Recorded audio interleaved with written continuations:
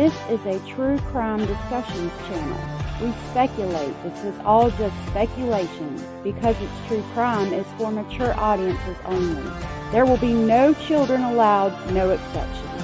Everything on this channel falls under fair use. Please remember to like, comment, subscribe, and share. It's free.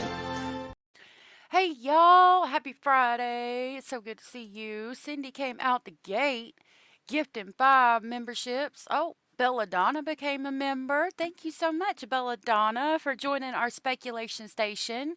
That was so very sweet and supportive of you. I really appreciate that. And Cindy come out the gate gifting 5 memberships. That was so very sweet and supportive of you. Let me access the live and see if I can tell who they went to. Hold on just a minute. Hold on just a minute. Okay.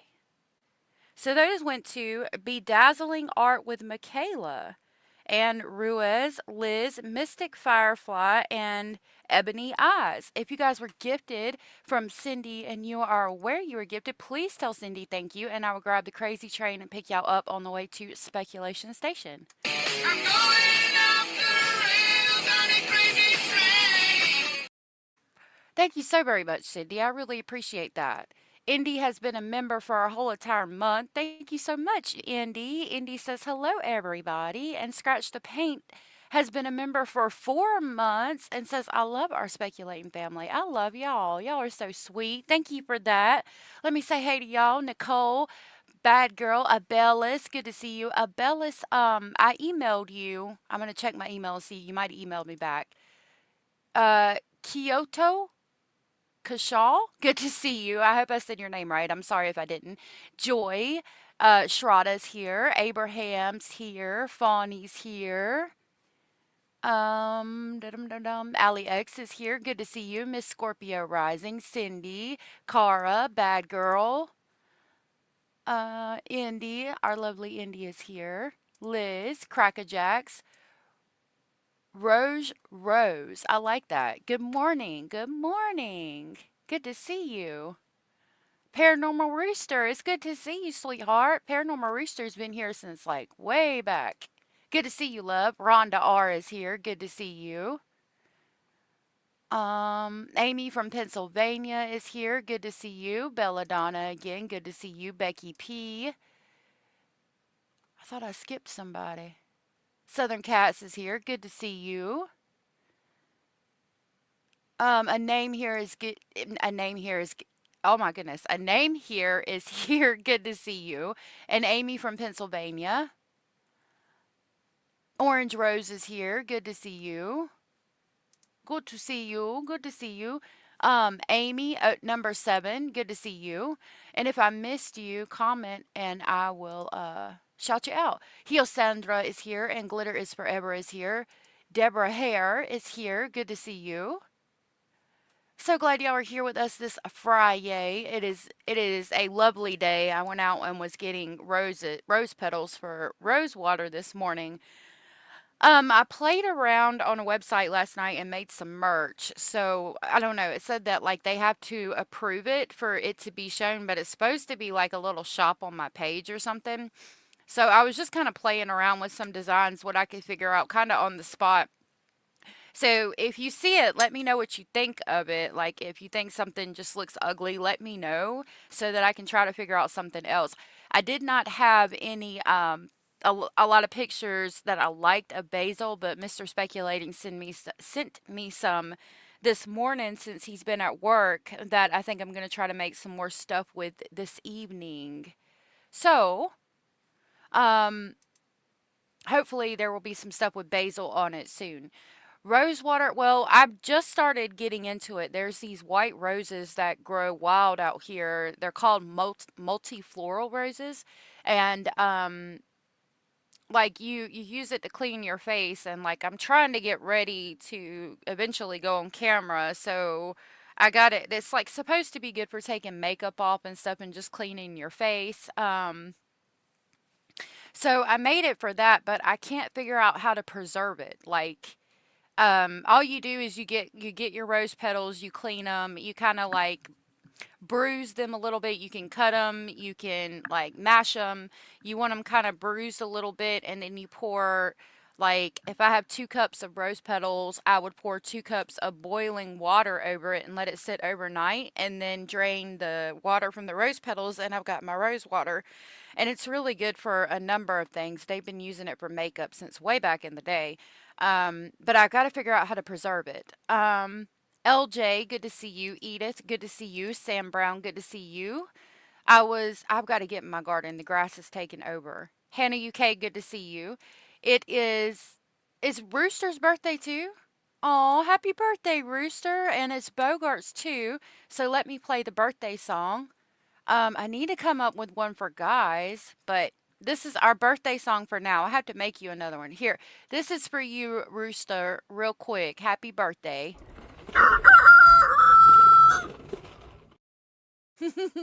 Okay, here's the birthday song. I don't know why it stopped. Okay, I guess that's where it ended. Happy birthday, y'all. That's so awesome. I hope y'all have a lovely day. Deborah said, use a pressure cooker to put your rose petal water in and see if I can do it like that. That's a good idea. I have a pressure cooker, but I'm scared to use it, honestly, because the kids are always running through and jumping around and things. I need to learn how to use it, though. Hey, Roxanne. It's good to see you. Roxanne said, I was watching someone who picked marshmallow plant buds and made beautiful ones with the cooked up buds. Amazing. You would never think that is where the flavor comes from. Oh, yeah, I have a marshmallow plant, and I saw where, like, she took these, like, peas or something, but I have a marshmallow plant, and I've never seen little pea things, like, on it.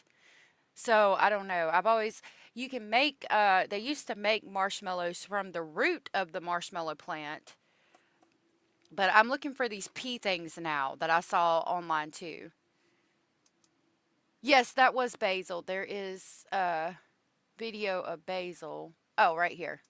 Amazing! That is basil, yes. In a messy house. Belladonna, you're a pressure cooker. See, I can too, but I use the Rebel canning or Amish method right now. Um, and then I saw. Oh, because it's Bogart's and Paranormal Rooster's birthday. All right, I'm going to read this and then we're going to get into it. Deborah said, I'm talking about the kind you put your rose petal juice in a jar and you put so many jars in. Oh, yeah, that would be a great idea. And I don't know why I haven't thought about that. See, duh. I don't know. I'm having a duh moment. I should just can the rose water, obviously. Lord, what am I thinking? Y'all, I don't know what I would do without y'all. Hey, Megs, good to see you. Watching from Scotland. I wish I was in Scotland. I'm telling y'all, y'all might think I'm crazy. I want to go to Scotland and Ireland and I want to shear some sheep and I want to get the wool and I want to spin it. I spin wool. I used to do it a lot more than I have time to now, but that's probably a crazy reason. I also want to see the mountainsides and things and go down to a pub and have what is it, a pint? I don't even drink, but like if I went there, I'd have to be able to say I went to the pub and had a pint with my mates. I think that's right. Hey, Shadow. Okay, so let's get into this. Tomorrow, I do want to let y'all know I waited. Okay, so tomorrow we're going to talk about Jack and Lily. Oh my gosh. I know their last name, but I forget. The 2 children that are missing from Nova Scotia. I have a moderator who's from Canada that I'm trying to get up with and see if we could talk. And then I was talking to my landlord who is from Nova Scotia about the situation. And so I waited until tomorrow so that, like, it's Saturday, people are off work, see what kind of happens between now and then. But I would love to talk to y'all about that tomorrow. Hey, Veronica Sullivan, thank you. Yes, I want to talk about that case. I've got a few things that I want to point out. I want to talk to some people from the area. I've heard a lot of things and I'm really wanting to discuss it with you guys and see what you guys think about it. And I want to, like after we go over a few videos, have an open panel so we can all kind of get together and talk about it and see what we think. You would love to hear my beautiful southern drawl with a Scottish accent. That would be funny. Maybe a bit confusing.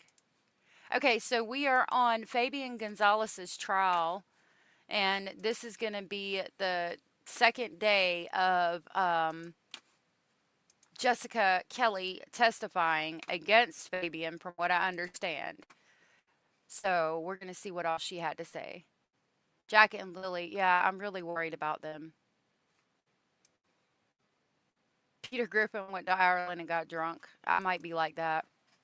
You've been following the Sullivan children for the last few days, have you? Do you mind if I ask when you spin the wall? Oh, the wool? Oh, I make it. No, I have wool and I spin it to try to make yarn, but like until you learn how to do it really good, you make what's called artisan yarn because it's like it'll have some thick areas and then some thin areas. And so when I stopped, I was kind of still making artisan yarn. I hadn't quite figured out how to get it all one size, but I do have a spinning machine.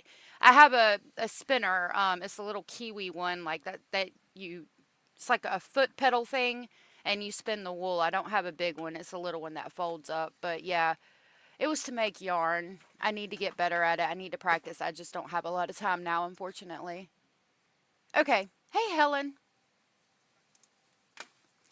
Alrighty, so let's get into this. Let's see what Jessica says on the second morning of testifying.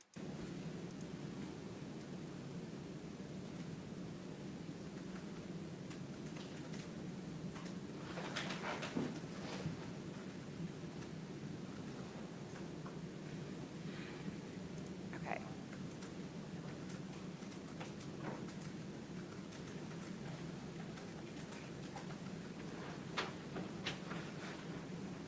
I think we're waiting on the judge, maybe.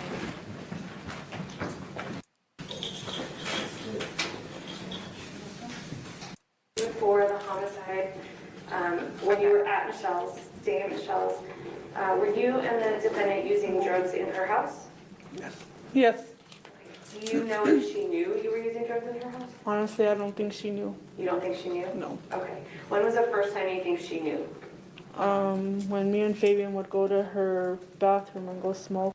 A couple questions for Ms. Kelly There we before go. we bring the jury in. Who wants to ask those questions? I can, Your Honor. All right, go ahead, Ms. Kelly. Before we do that, I wanted to highlight this. Belladonna said the mom running to a reservation on second look looks suspicious of her, not him. So I have a theory about that, right? Like, I'll go ahead and tell you my theory on that. What I'm thinking from listening to the case, and of course we'll talk more about it tomorrow. But she says that she was in and out of sleep. Supposedly the kids hadn't been to school in a week. She's laying down with the 18-month-old in the room, okay, and then you have the stepdad who was supposed to be watching them or something, okay? Like keeping an eye on them. Then they look at each other. They realize they don't hear them. She says, "Do you hear the kids?" He says, "No." He goes and looks. Like 20 minutes goes by. He looks for them and then call the police. And he's having a freaking meltdown, searching the property here, there, and everywhere, and saying that he'll take a lie detector test and just to prove that he didn't do anything to her family. She's leaving and blocking him and gone within 12 hours. My theory, and I've heard that I was talking to my landlord. She said it's a port city. Methamphetamine is bad in that area.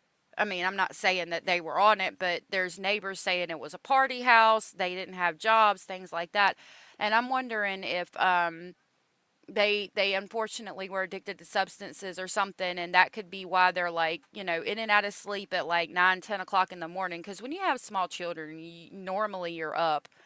So anyway, what I'm thinking is that she might have been laying down and she's like, "Okay, you got the kids, right? So I'm going to take the baby and lay down cuz I'm tired, whatever, withdrawing, I don't freaking know, whatever. For whatever reason, she's laying down. She looks at him. She's like, "You got the kids, right?"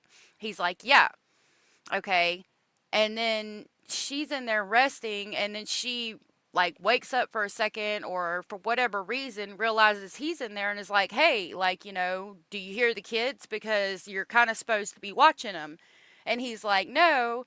And then he goes and checks because, like any other day, they probably let him play outside or whatever. He wasn't real worried about it, and then realizes that they're missing, and she's pissed because, like, you're supposed to be watching the kids so I could lay down with the baby and take a nap, and now they're missing. And so she's leaving, and she's like, I'm just done with this whole entire relationship, and blocking him and don't want to talk to him because she holds him responsible because he was supposed to be watching them when they just vanish. And he's having a meltdown because he's like, I should have been watching them. He feels really responsible. And that's why he's like, I'll take a lie detector test. And he keeps trying to find them because he feels like if he finds the kids, it's going to save the relationship.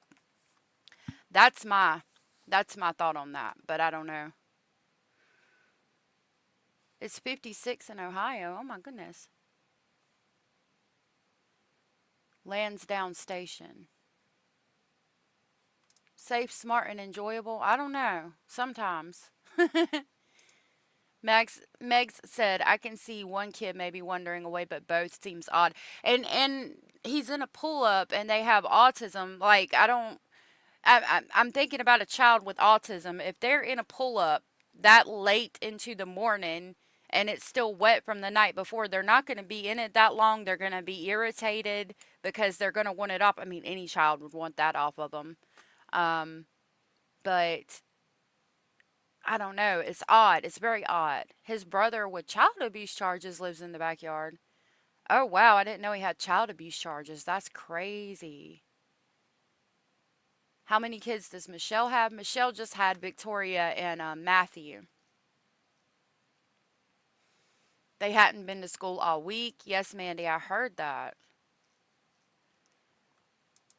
Crockett said, I don't like the sound of it. If they weren't allowed outside on their own, it's odd that a 6-year-old in particular would choose to break rules at 6 to 7. Rules are important.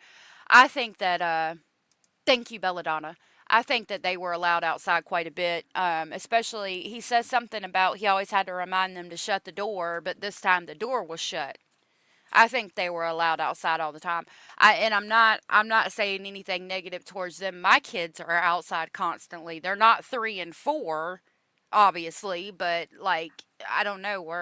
We're way back in a rural area. The driveway's like half a mile long, and there's nobody around us. We're surrounded by fields, so my kids are outside all the freaking time.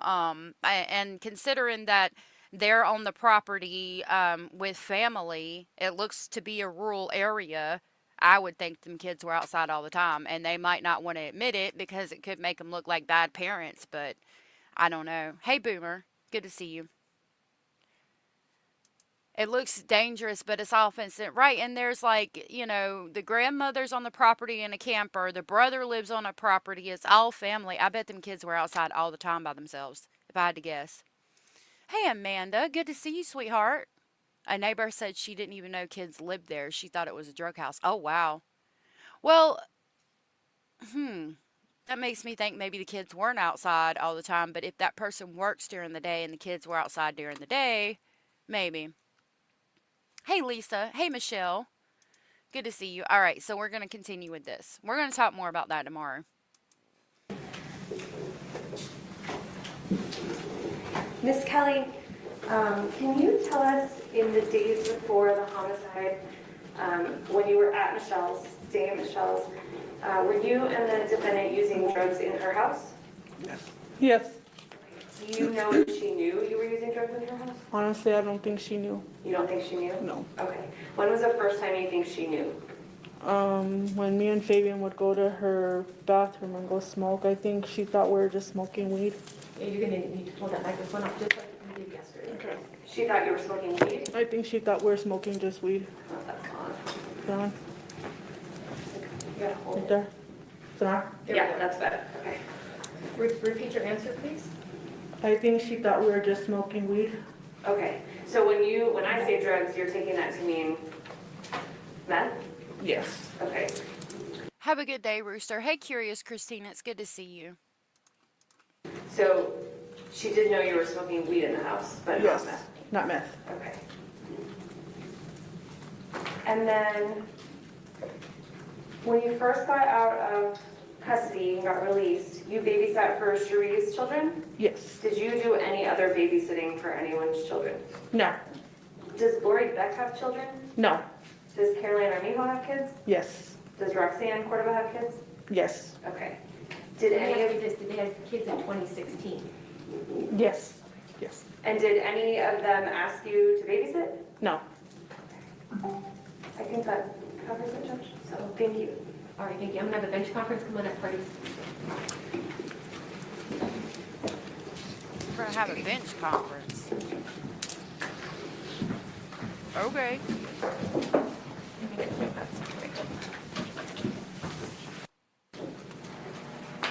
Ms. Kelly, we kind of, yesterday afternoon, got through the first few days, I think, that you were out of custody. Let me just back up a little bit to Wednesday the 17th. Was that the day you met up with Fabian, or was it Thursday? It was Wednesday. Okay. And you said that you went to meet up with Lori Beck? Yes. Okay. When you met up with Lori Beck, was that for a legal or illegal activity? Illegal activity. And was the defendant with you? Yes, sir. Okay. I mean, yes, ma'am. I need you just to keep that right in front of your mouth, please. Okay. So I think, so we got through the night of the 18th, which was Thursday night, and you stayed over at Michelle's. That's the day you went to Walmart. Is that where you were leaving off? Yeah. So yeah, I saw part of the trial, and it does appear that Fabian joins remotely, which I didn't quite understand. But yeah, I think he's not there. I think he does join remotely. Hey, Kimberly. Oh, thank you. It's good to see you, and thank you for saying hey. Horse lover said, so grateful to be here with you wonderful people. Well, we're so glad that you're here. Indy, good to see you. Capital case and number 42, hit the like, y'all. Good day, and thank you for covering this case. Thank you, and thank you for hitting the like button. And Indy girl, it's good to see you. So many lovely people coming in. Thank y'all for being here.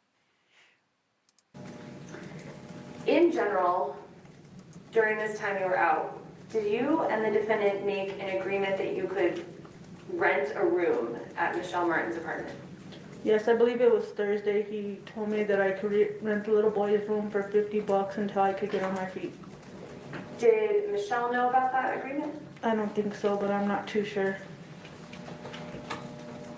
Who were you supposed to give the money to? Fabian. Ms. Kelly, during the time you were out, why didn't you stay with your mom at your brother's house? Because I was using. Why didn't you stay with your friend? Well, let me move on.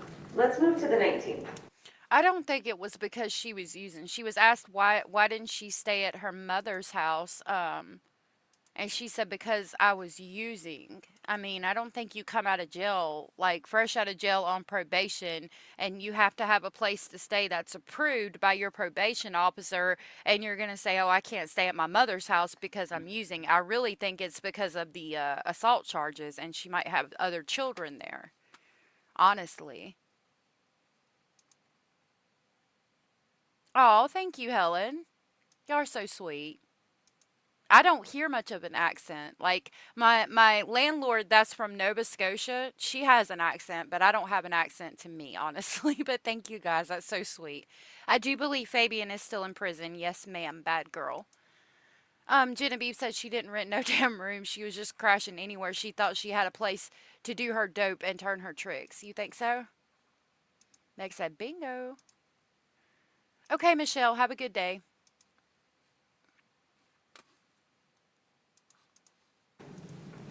Let's move to, which is a Friday. Does that sound right? Mm-hmm. Okay. Miss Gilly, we're having some issues. In fact, I don't know, let's try moving the microphone on the lectern. Okay, this one? Yeah, that Wait, might is be that the it? problem. Hold on, let me. That part?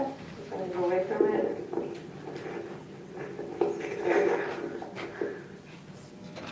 Let's try putting it down. I keep turning it down. Let's stop moving for a second. Let me listen.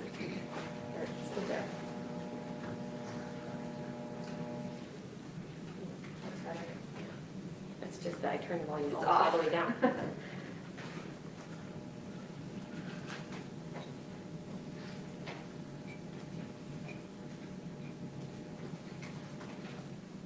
right, go ahead and try speaking. Is this better? Can you hear me? We don't have the feedback, but, and Ms. Kelly, can you just state your name? I'm just doing a test here. Jessica Kelly. We may have to call purchasing and see what's going on with the, please. We'll continue, but we're going to bring in some experts to work on our audio system, okay? All right, go ahead. Oh, yes. Just try this as well. You want me to try that one instead? See if that's- Is that, oh, we don't have a lot. Is that better? Yeah. Maybe this one? Okay. I will use this one. It's still there, but we'll continue until we get someone from the building to work on the audio. Can I switch back so I don't have to Sure. since it's the same?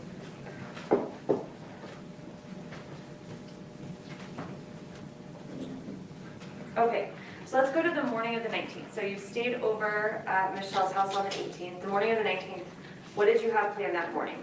I had a job interview at Church's Chicken. And who, that morning, do you remember who, if Victoria went to school? Me and Michelle left. Fabian was still sleeping, but she told Fabian to get the kids off to school. Do you know if that was a normal practice? I'm not too sure. Did he seem like it was uncomfortable for him, or it was just no big deal? It was no big deal to him. How did you get to your job interview? What car? Michelle's car. And who drove? Michelle. What did she do while you were in the job interview? She just stayed in the car. How long did that take? Maybe 15, 20 minutes. It wasn't too long. After your job interview, where did you go? I went to Pee Wee's shop. And this is the same Pee Wee we heard about yesterday? Yes. And you're not sure of his name? His name is Flavio. I'm Flavio. sorry. Yesterday I was just a little emotional. It's okay. What did you do at Okay, Flavio, who's Flavio? Hold on, I'm going to back that up just a little bit because I didn't catch who Flavio is. I don't know if she's calling the unknown male that or Fabian. the morning of the 19th? What did you have planned that morning? I had a job Oh. interview at Church's Chicken. And who? I don't even know if I want her making my food at Church's Chicken. Capital K has been a member for 2 months. That is so amazing. Thank you for sharing your milestone with us. Capital K said, why everybody wearing a mask? Is there an outbreak? No, this is from 2022. So I guess I can't remember. I mean, I thought COVID was like 2020. I don't know why people would have still been wearing a mask in 2022, but evidently in the New Mexico area, they were. I can't remember if we were still wearing masks at that time. I didn't wear masks. I don't know. I didn't find them. I thought they did more harm than anything, like from the beginning, because I didn't understand how me breathing carbon monoxide was going to help. But that was just me. I don't know. I'm very much like, no, everything the government says, I say no. So, and some people do, and it can be beneficial. I don't want to, yeah, I'm more of the sanitizer for everybody all the time. I was using a crap load, like I should own stock in hand sanitizer, and like I have spray bottles that just have rubbing alcohol in it, but that's about as far as I go. Kara Bubara, I like your name. The judge is a mask hole, really? Interesting. Hey, Mercedes. Good to see you. Okay. Abella said, mask works. That's why we wear them in medicine. Yes, ma'am. Hello, Jennifer. Good to see you. Lots of people in New York still wear them. I mean, there's got to be something to it because a lot of medical professionals wear them and things. So I just used a lot of hand sanitizer. You had lots of land and plenty of space. I took off to the hills and empty beaches, hand washing and sanitizer, and lots of personal space. Yeah, when everything started to shut down, we got in the RV and started traveling a little bit more. We stayed out at the lake and stuff a lot. I was a campsite host, so the kids, we actually had a really nice time. The kids were swimming in the lake every day. We would do their schoolwork by the lake. And at that time, I was homeschooling one of the kids. The other two were in public school, but since then, I just homeschool all of them, which they do more online stuff now, but back then I was like, we would take the books and paper and pencil out there every day. Who, that morning, do you remember if Victoria went to school? Me and Michelle left. Fabian was still sleeping, but she told Fabian to get the kids off to school. Do you know if that was a normal practice? I'm not too sure. Did he seem like it was uncomfortable for him, or it was just no big deal? It was no big deal to him. How did you get to your job interview? What car? Michelle's car. And who drove? Michelle. What did she do while you were in the job interview? She just stayed in the car. How long did that take? Maybe 15, 20 minutes. It wasn't too long. After your job interview, where did you go? I went to Pee Wee's shop. And this is the same Pee Wee you heard about yesterday? Yes. And you're not sure of his name? His name is Flavio. I'm Flavio. sorry. Yesterday I was just a little emotional. It's okay. Okay, so Pee Wee shop. I guess the person she calls Pee Wee, his real name is Flavio. Okay. What did you do at Flavio's shop? I acted like I was taking her car to get an estimate to get a paint job to go talk to Pee Wee. Say that again. You acted like you were? Well, actually, no. I took her over there to get her car estimated to get a paint job to her, and then I went to see my friend and let him know that I had an upcoming job. And did Michelle go inside the shop with you? Yes, she did. And who did you meet inside the shop? I met Martine and Pee Wee. What's Martine's last name? I'm not too sure of his last name. Did you know him before this? Yes. How did you know him? I met him through Pee Wee at the shop. And how long were you at the shop? Maybe 30 minutes. Did you engage in any illegal activity at that shop? Yes. Did Miss Martins know? Oh, she did. Capital K, thank you so much for the super chat. That was so very sweet and supportive of you. I really appreciate that. Capital K Production says you're doing an awesome job on your channel. I enjoy it. Keep it true crime. I sure will. And thank you so much for the super chat. Thank you. That was so very sweet of you. And yes, we don't do drama here. I don't. I like to keep it true crime as much as I can. Thank you so much for that. That was so very sweet of you. Hey, Ty 1985. Good to see you. Good evening from South Africa. My husband, Mr. Speculating, he wants to get a catamaran and like travel around, like just, sail the seven seas. And I want to go to South Africa, but I want to go by catamaran. I want to get a catamaran one day and go to South Africa that way. That's so cool. I hope you're enjoying your evening. Ty. Amy just gifted 5 Speculation Station memberships. Thank you so very much for that. That was so very sweet and supportive of you. I really appreciate that. Those went to Kimberly, Megs, Marcia Jones, Chilling, and Krista R. If you were gifted from Amy and you are aware you were gifted, please tell Amy thank you, and I will grab the crazy train and pick y'all up on the way to Speculation Station. I'm going off the rails on a crazy train. Thank you so very much, Amy. That was so sweet and supportive of you. I really appreciate that. That was so sweet. Thank you so much. That is a long way away from here. I mean, maybe one day. I don't know. If we ever got rich, I would. Using hand sanitizer almost made me relapse. I didn't realize how much the skin absorbs alcohol. Oh my goodness, I'm so sorry, a name here. That's crazy. You're so sweet. Thank you so much for that. I think it's not really, but maybe. Yes.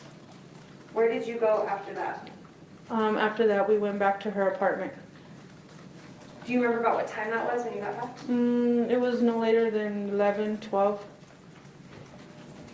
What happens when you get back to the apartment? Fabian wanted me to cook some enchiladas, so I made enchiladas. and we ate, and she went to work, and me and Fabian took off in her car. Who drove her car? Fabian. Where did you guys go? I believe we went and we met up with Roxy, Is that Roxy and Cordova? Roxanne Cordova, and we went to one of his friend's shop to get a haircut. He ended up getting a haircut. I'm sorry, he ended up what? He didn't end up getting a haircut. Did you or him engage in illegal activity at that point? I did. Did the defendant know about that? Yes. Wondering the same, Hannah. That's the reason why we went over there. Joy. So you went to get a haircut that didn't happen, Yeah. and then how long were you at that place? I'd say 30 minutes until somebody else showed up and we left. What kind of place was this? I don't know, it was an apartment, but like a studio of some sort. How long were you there? About 30 minutes. After you left, who drove Michelle's car? Fabian. Where did you go? I believe we went back to,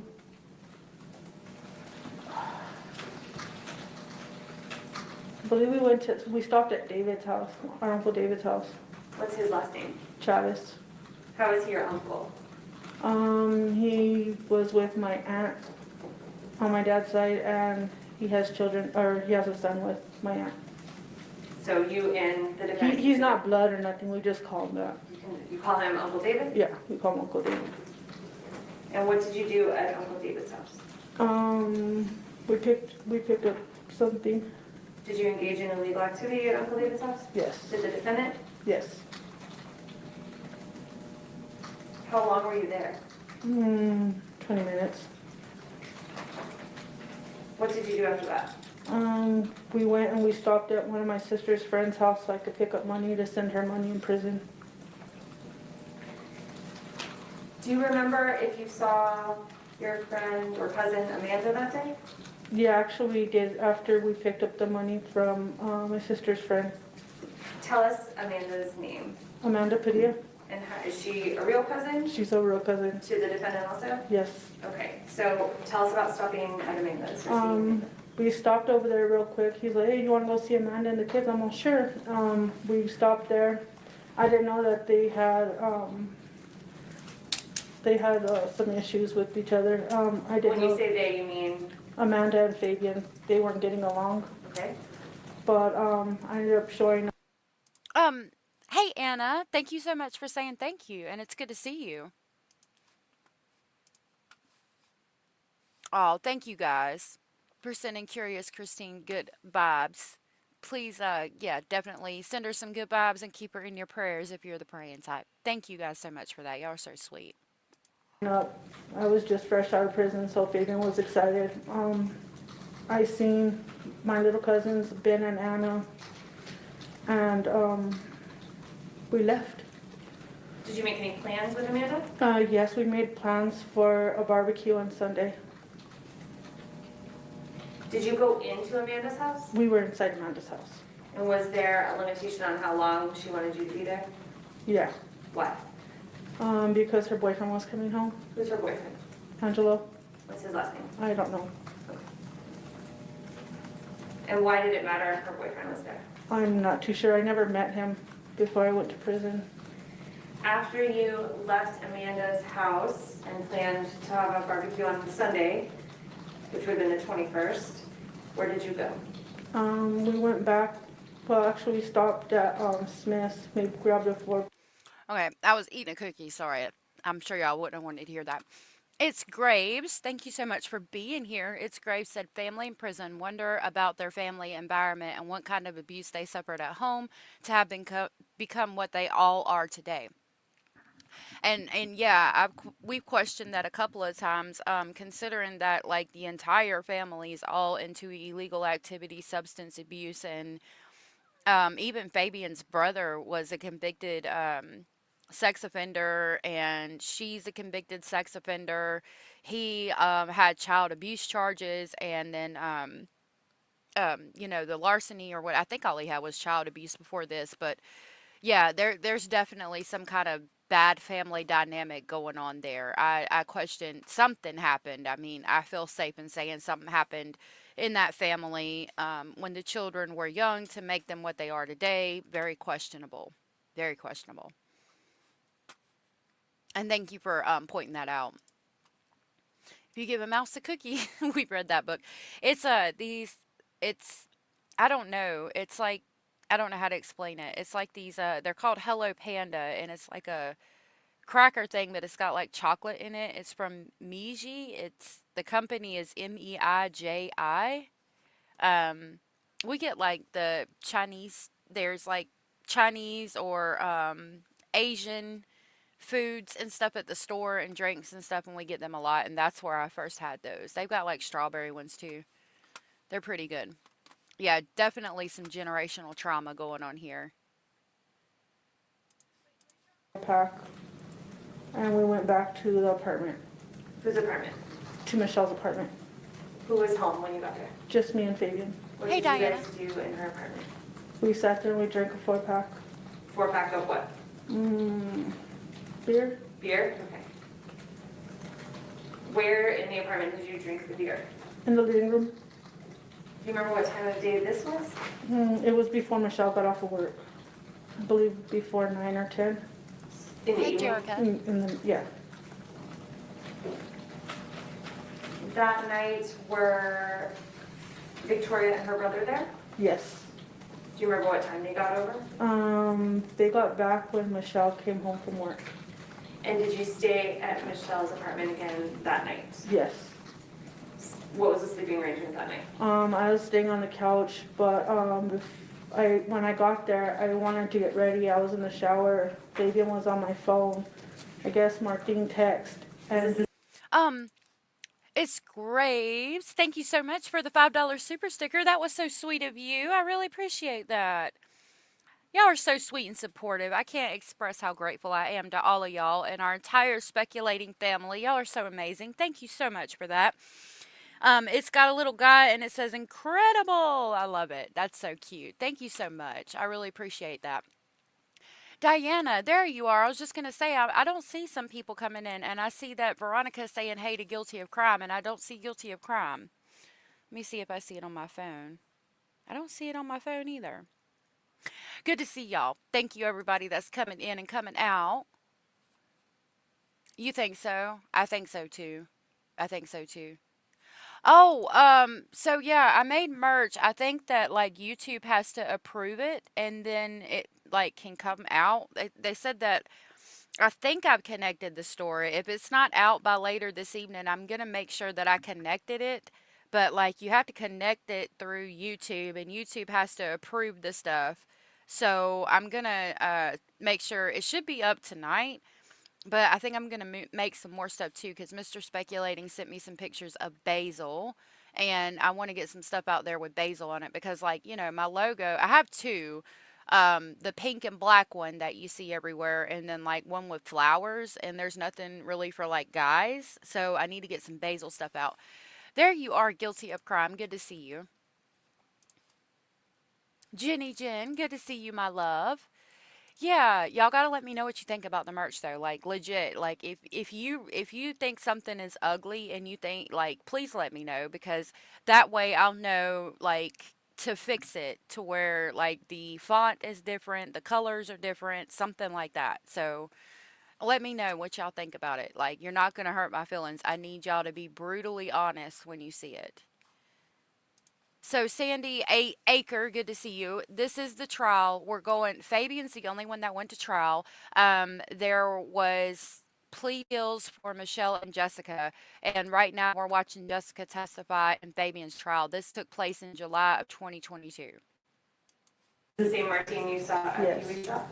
And Fabian told me to go ahead and come by, and I guess he gave me the address on the phone. I didn't really know until he was like outside. I'm like, why did you do that, you know? But he thought it was a joke. But So Martine came to Michelle's apartment? yes, And everybody was there? yes, The kids were there? yes. What time did he come over? I would say about 11 o'clock at night. And how long did he stay there? He stayed there until the morning. Were the kids awake when he got there at 11 o'clock at night? Or were No, they they're already in bed. And did Michelle Miss Sarah, thank you for sharing your milestone with us. That was so sweet of you. Miss Sarah says, love all you beautiful people. We love you too. And thank you for sharing your milestone. Been a member for 6 months.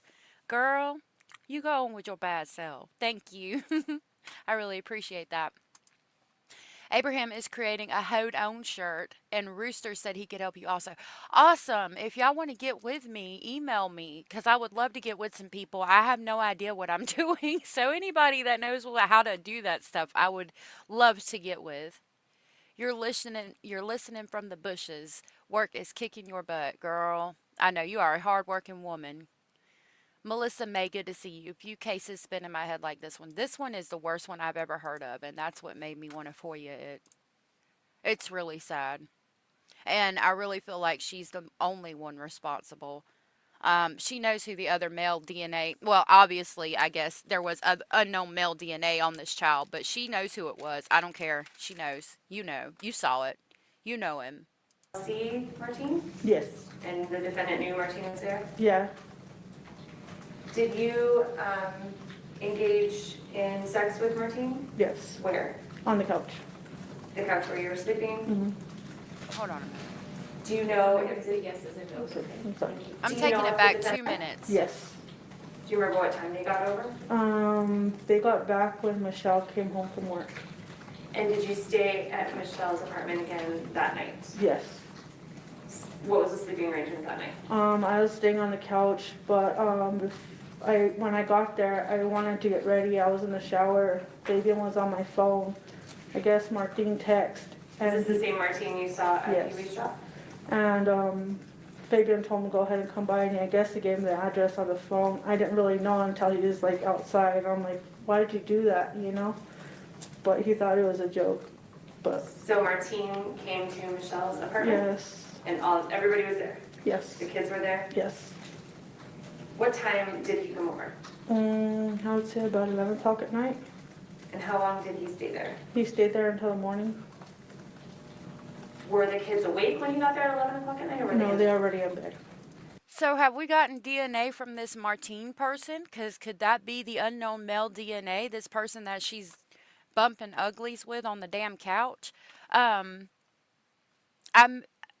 I want to know. I mean, I would hope that they got this person's DNA, but then you see some of the things that the police did in this case, and I'm just like, well, I don't know. It's possible that they didn't. Crackerjacks, I made one that has allegedly speculating logo on the front, and then on the back it says, like, in purple, different font, it says, I'ma need you too. And then in pink, different font, it says, hold on just a minute. But, like, you'll see, when it comes out, you'll see 3 shirts that have the allegedly speculating logo on the front, and then on the back, they say different things. And, like, I need to get some samples, too, because I'm concerned about the placement of the logo. Like, I think it should be right across the chest. I looked at a couple of my shirts for comparison. Yeah, Bumpin' Uglies. Every time I say Bumpin' Uglies, I think about that damn movie, Van Wilder. I think it is where that girl's got the uptight boyfriend and he's talking. They say he was bumping uglies with some other little girl. I don't know. Y'all probably don't know what I'm talking about. Hey Sandy, I don't see you, but hello and welcome. Indy said hit the thumbs up and please do. Abraham said I'm lurking while I work. Got to get these agents paid before I end up as a topic in this episode. Yep, don't do that. Don't end up as a topic. I'm not fat. I'm big boned. That's right. Yep. It's sad. It really is. And did Michelle see Martine? Yes. And the defendant knew Martine was there? Yeah. Did you engage in sex with Martine? Yes. Where? On the couch. The couch where you were sleeping? Mm-hmm. Do you know We're going to if say yeses and nos, okay? I'm sorry. Do you know if the defendant knew about that? Yes, he walked in on us. Was there a time ever, and do you remember about what time in the morning that he left? He left about 7 in the morning because I had to get up and go to my son's football game. Did he ever return to that apartment as far as you know? No. So that morning, now we're on the 20th, which is Saturday the 20th. tell us about, you said you had to get up, tell us about what you did that day. Me and Fabian got up, we got ready. We stopped at the gas station, we got some snacks for the game. Were you in, what were you driving? Fabian was driving Michelle's car. Was she with you? No. Okay, continue on, you got some snacks? We got snacks, we stopped at McDonald's, got something to eat. I told him to go ahead and go to Pee Wee's shop if anything, because Pee Wee needed some floor work, and I told him why don't he go over there and, and keep him company and maybe get a side job. I told him to drop me off before the park because my family didn't want me hanging around Fabian. So I had him drop me off not in front of the park, but on the side of like a road before the park. And I told him I would call him when I was done with the game. Do you remember that day while you were at the game, or I guess maybe not remember while you were at the game, but do you remember that day receiving a voicemail from the defendant? Actually, I didn't know about the voicemail for a while because I didn't even check my voicemail because the game was too loud. And The game was too loud? Oh, look at Squirrel. Good to see you. Yeah, I think I need to get some samples. Later? Yes. May I approach the council now? Sure.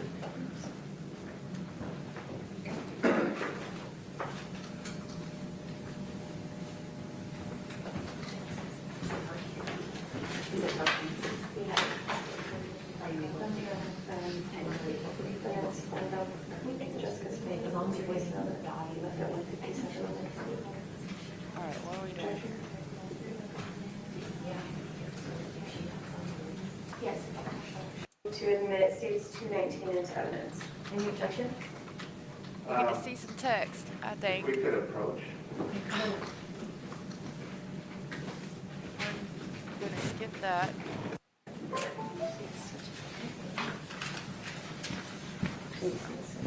Oh, yes, switch it.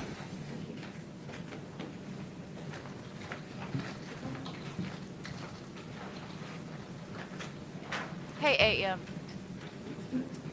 Her family? I don't know. From the streets? She from the streets?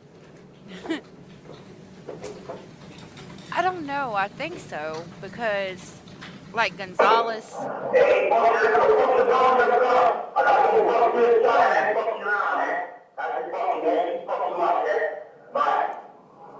Okay. We need to hear that again. Oh my gosh. I don't know if I'll be able...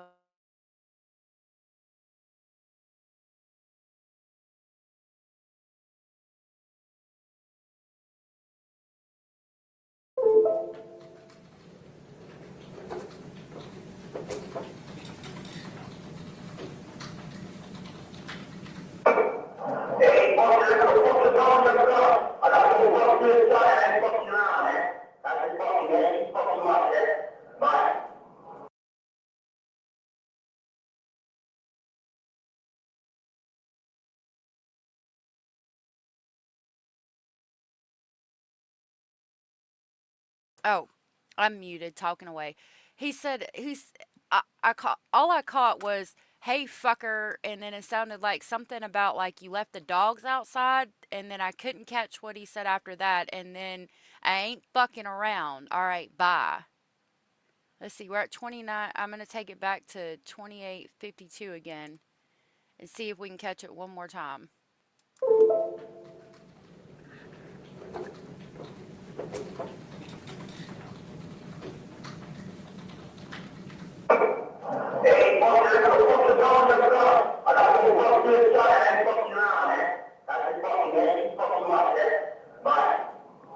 Yeah, same thing. Hey, fucker, something. It sounds like he says you left the dogs outside, or I ain't fucking. You're fucking with my dogs, or something. I couldn't catch what he said after that. I ain't fucking around. All right, bye. I was like, damn. Okay. Hey, heathen, good to see you. So that's, I turned all the volume down. okay. So that was a little hard to hear, but do you remember that voicemail? Yes. Do you know why, or tell me what you think his emotions were in that voicemail? When he's drinking, he gets a little aggressive, and little, What's he doing now? he gets a little aggressive when he's drinking. Was he angry with you? No, he's not angry with me. It's just he likes to make a show for people. So was that a normal tone? Yeah. I know it wasn't threatening because I know him. You know, he's not. He wasn't It's just threatening. the way he said. It's just the way he said it. Yeah. He was upset because I wasn't answering the phone. How long were you at your son's game? I believe about 3 hours. And after the game, where did you go? I went back to my mom's house with my son and my brother and my family. I had my son pack a bag and I grabbed some clothes and I called Fabian and I let me know when he's outside. You called the defendant Yes. to come get you? Yes. What time did he come get you? I believe it was about 4 o'clock in the afternoon. Whose car was he in? Michelle's. Was anyone with him? Yeah, some guy that looked like he was on like heroin or something. I don't know who he was. It was just some. I mean, how did you know he was on heroin? I'm sure you were on meth, so, like, what's... Yeah, she's got some kids. I'm surprised she was at the ball game.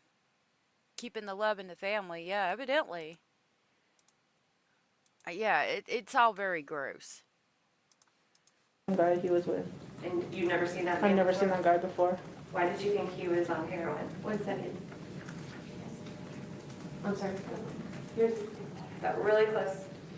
I believe he was on heroin because he was nodding out and what Fabian told me that he got him well. What does getting well mean? Giving him a fix. So that man took drugs before, in your opinion, before he took Yeah. drugs? Where did you go with this man? So, yeah, that's definitely a telltale sign somebody's on heroin. Because, yeah, she said he's nodding out, and basically the person would have been sick before they got their medicine or their fix, and yeah, she got him well. If Fabian said that he got him to where he wasn't sick anymore, that definitely means, yeah. So I get it now. I was a little upset that Fabian bring him with me to pick up my son because we were supposed to go pick up my daughter. So I was like, hey, well, where are we gonna take this guy, you know? So we stopped at the gas station. I put gas and we dropped him off at the casino. I told him, I don't care where you drop him off, just drop him off, you know? Because you had your son with you? Yeah, Which casino did you drop him off at? I believe it was Sandia. When you left your mom's house, did you bring some of your stuff? Yes. Describe the containers. I bring like a clear tub and I believe a basket with some Jordan boxes. So you drop this guy off at Sandia, and then it's you and your son and Fabian. Who's driving? Well, before we drop him off, we stop at the apartment. That guy goes to use the bathroom. Fabian runs in real quick. We drop off the clothes that I have, and then we go to Smith's right down the road where Michelle works. Let me back you up just a little bit. You said before you dropped this man off at the casino, you went to the apartment? Whose Yes, apartment? Michelle's. And this man went into Michelle's apartment? Yes. Was she home? No. Okay. We went to Smith's and I went to get some stuff for the kids to eat. So I told Mondo to stay out in the car just in case Fabian would take off or something. So I told Mondo to stay outside. And I got down and I got some stuff for some burgers. And Who then are the burgers for? the burgers are for my kids. Well, for all of us. Where did you go after that? We dropped him off at the casino after that. Was there a party at the casino that you knew about? I found out later on Facebook that my cousins were having a party over there. Who are your cousins? Fabian's brothers, What are their names? Stevie, Joseph, and Adrian.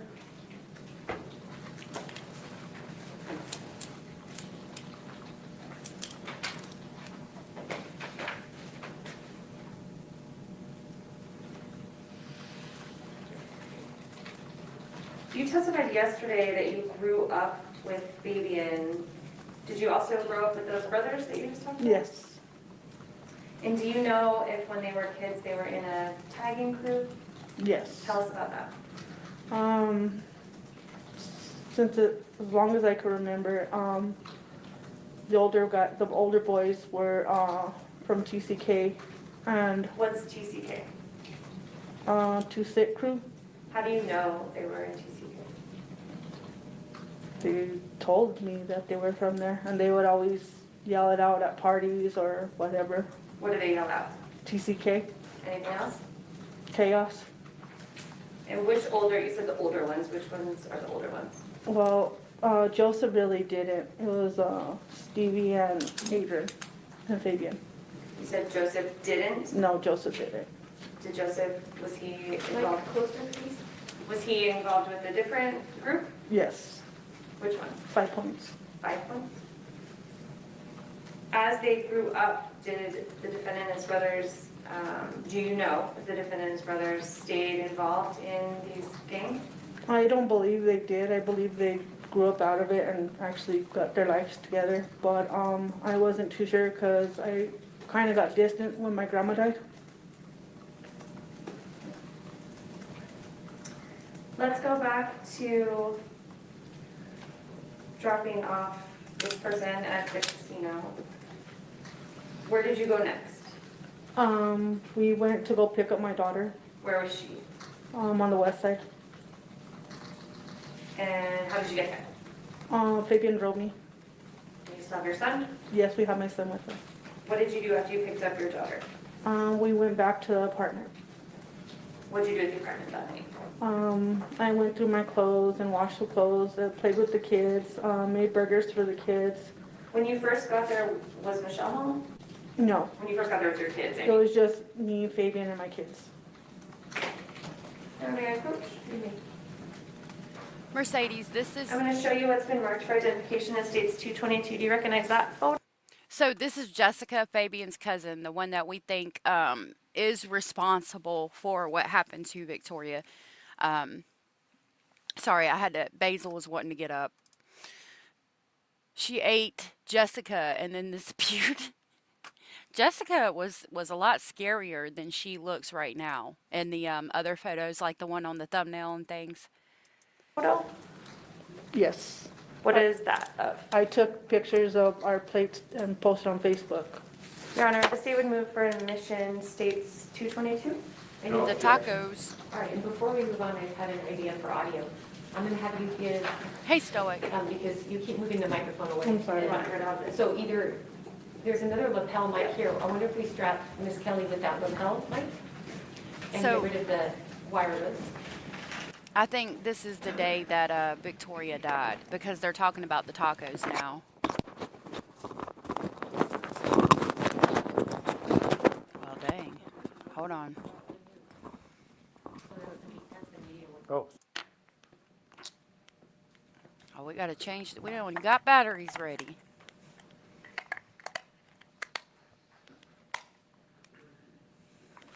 there we go.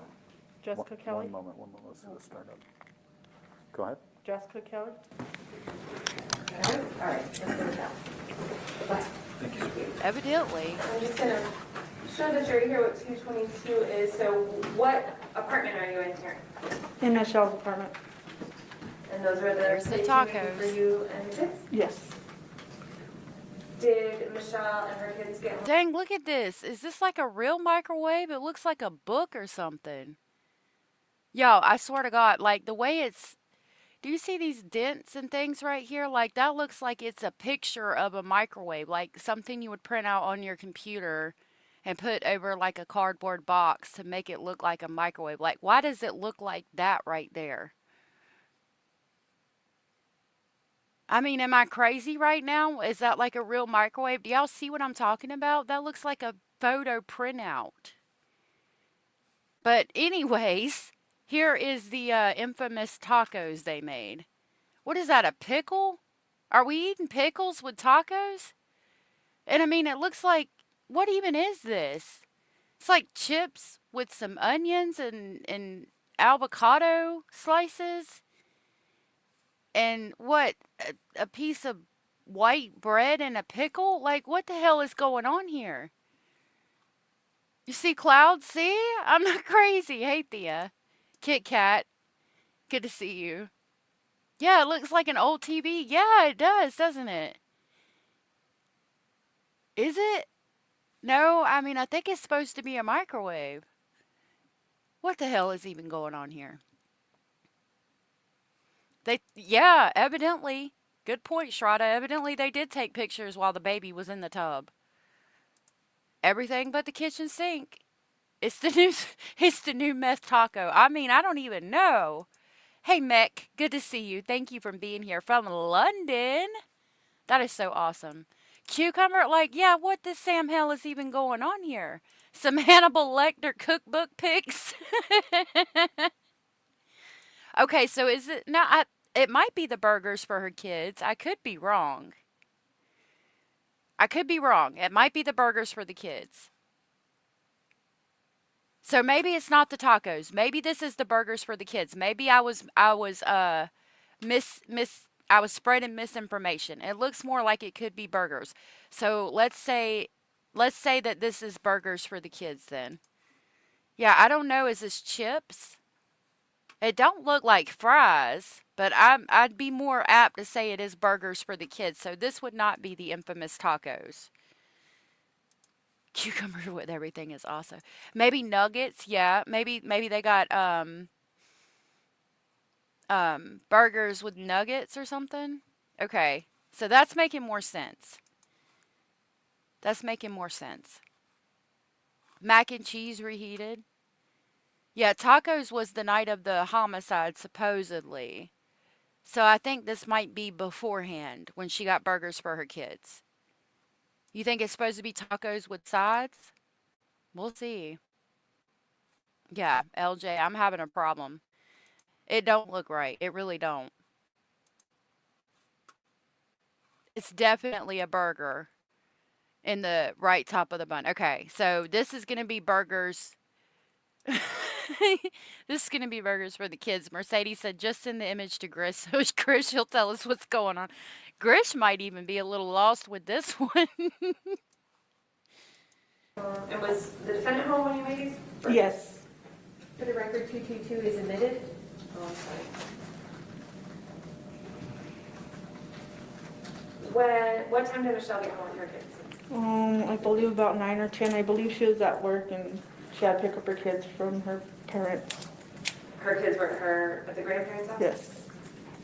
Where did everybody, now there's a lot of people there, where did everyone sleep that night? Well, Michelle's kids slept in Victoria's room. My kids slept on the couch, and I ended up sleeping in Matthew's room. The next day, Sunday, August 21st, did you get in touch with someone named Willie? Yes. Who's that? He's my stepbrother, What's his full name? William Hollis. How was he your stepbrother? My dad was dating his mom for part of my childhood, and we grew up together. Why did you get in touch with him or him get in touch with you? I believe he was at the party with Stevie and them, and he contacted me. He seen me on Facebook. Hey, Anders and Mima and little bit of Lisa, y'all are saying that, yeah, this is not the night of the homicide, so it's the fake microwave they use at IKEA for staging. Yeah, I don't know why people do that. Like, I'm just going to eat it. Skinned my pig from forever ago recently. And oh my goodness. That's crazy, Fawny. It's kind of sweet, but crazy. He then said, hey, let's take a picture of our non-taco taco plate. That sounds like fun, and people will want to see it. What the? Yeah. I don't do social media much either. I know that's hard to believe, but, like, I really don't. I need to do my Facebook and other things more, even if it's just for the channel. And he wanted to see me and my kids, so I let him know that I was going to have a barbecue Sunday at Amanda's if he wanted to pick me up and we could all go over there. Did you go, so this day, the 21st, is this the day that you had planned for the barbecue with him? Yes. How did you meet up with him? Michelle took me to the Giant near her house, and that Giant wasn't the right Giant that he was at, so we drove to the other Giant with my kids, and she dropped me off, and me and Willie and my kids we ended up going to my friend Cherie's because we needed to go grab some stuff from the store for the barbecue And so now you're in Willie's, truck. he has a truck? Mhm. Okay, keep going. What did you do after the grocery store? We ended up driving by our old house that I grew up in, and we went to Amanda's and we had a barbecue. Who lives with Amanda at her house? Her 3 kids and her boyfriend. Is that Angela? Yes. Was Michelle invited to this barbecue? No. Was the defendant invited to the barbecue? Well, I let him know he could come whenever he got ready. He acted like he didn't want to go, so. So the morning you're getting ready, he acted like he didn't want to go? Yeah, so I didn't want to push the issue, so I just went about my day and what I had planned. Did the defendant end up coming to this barbecue? Yeah, he ended up showing up. What happened when you got there? Amanda's son came and told him that he had to leave. Fabian got an attitude with Ben. Ben went and told Amanda about Fabian not wanting to leave.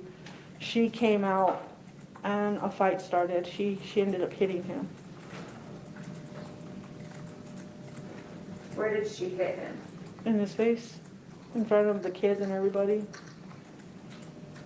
Was she pregnant at the time? Yes. Actually, she was holding a baby and handed me the baby. I handed the baby to my daughter to try to intervene. So when she handed you the baby, did you know something was Yeah, gonna happen? I knew something was going to happen. So remember earlier she said that Fabian got that black eye from the barbecue, and then now we're hearing that a pregnant woman struck him in the face at the barbecue after holding a child, handing the child off. Then this pregnant woman punches him in the face. If that woman is the one who gave him that big old black shiner we see, my goodness, what a woman. Pregnant and all. She said, I'm taking absolutely none of your bullshit. Keep telling us what happened at that time. As Fabian was leaving, I tried to stop her from fighting with him. They're my cousins. I don't want them fighting, and plus all the kids are there. It's kind of embarrassing. Willie shows up with Fabian's ex-girlfriend Tasha Tasha, what's her last name? Miller. She jumps out. She goes at Fabian. Amanda goes at Fabian. I'm trying to block them from hitting Fabian. And Fabian gets mad at me. Amanda ends up throwing a rock at the car. And I'm like, Amanda, what are you doing? That's not even his car. Cut it out, Words were exchanged. He told Amanda that he's coming back with his brothers. And Amanda told him, come on then, What does it mean to say I'm coming back with my brothers? How did you take that? I don't believe that this woman threw a rock at the car and she was like, "Hey, don't do that." Like, that's not a nice thing to do, ma'am, and it's not exactly legal. I feel like she was over there drinking a beer like, "Get him, get him." Hell yeah. Like they were going to come back and they were going to fight. That's how I took it. Did Hey, the Robo. defendant have some injuries from this fight? Yes. Where were they? Amanda split open his face, his eye. Were you aware of any threatening text messages that the defendant sent later? Well, later on, as soon as all that happens, I go in and we pack up the party and everybody leaves. I take my kids to their dad's and me and Willie go on our way. But as me and Willie are driving around, Amanda texts me and tells me, Objection, hearsay. Response? Move on now. Just say. Did you end up going back to Amanda's house? no. Did you see Angela that day? Actually, yes, I did go back late before the taxes started, but when I went back, I was engaging in illegal activity, and Angela was there with his friends, and Let me back you up just a little bit. When you were first at the barbecue with Fabian was there, was Angela there? no. When the fight happened, he was Even the way she's like, I was engaging in illegal activity instead of like, I was breaking the law, I was doing some illegal shit. She's like, I was engaging in illegal activity. No makeup, no big old poofy hair.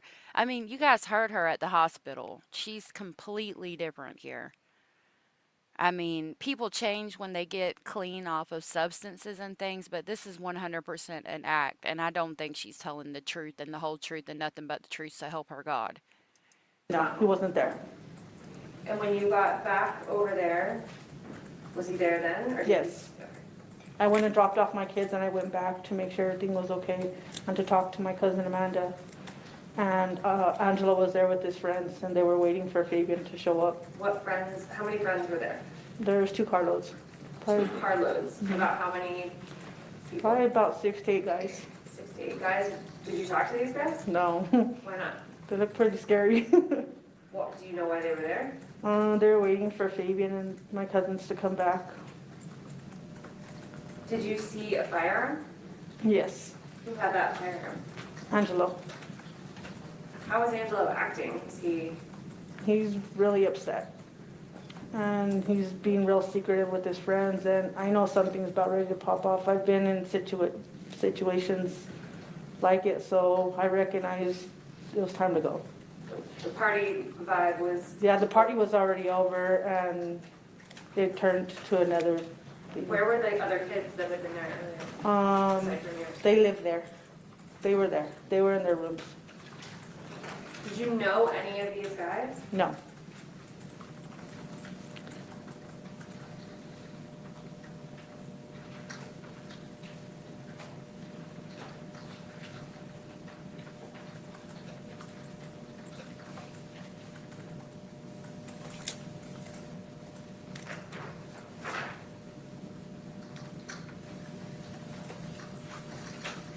To your knowledge, did the defendant or his brothers ever come back and get involved in that situation? No.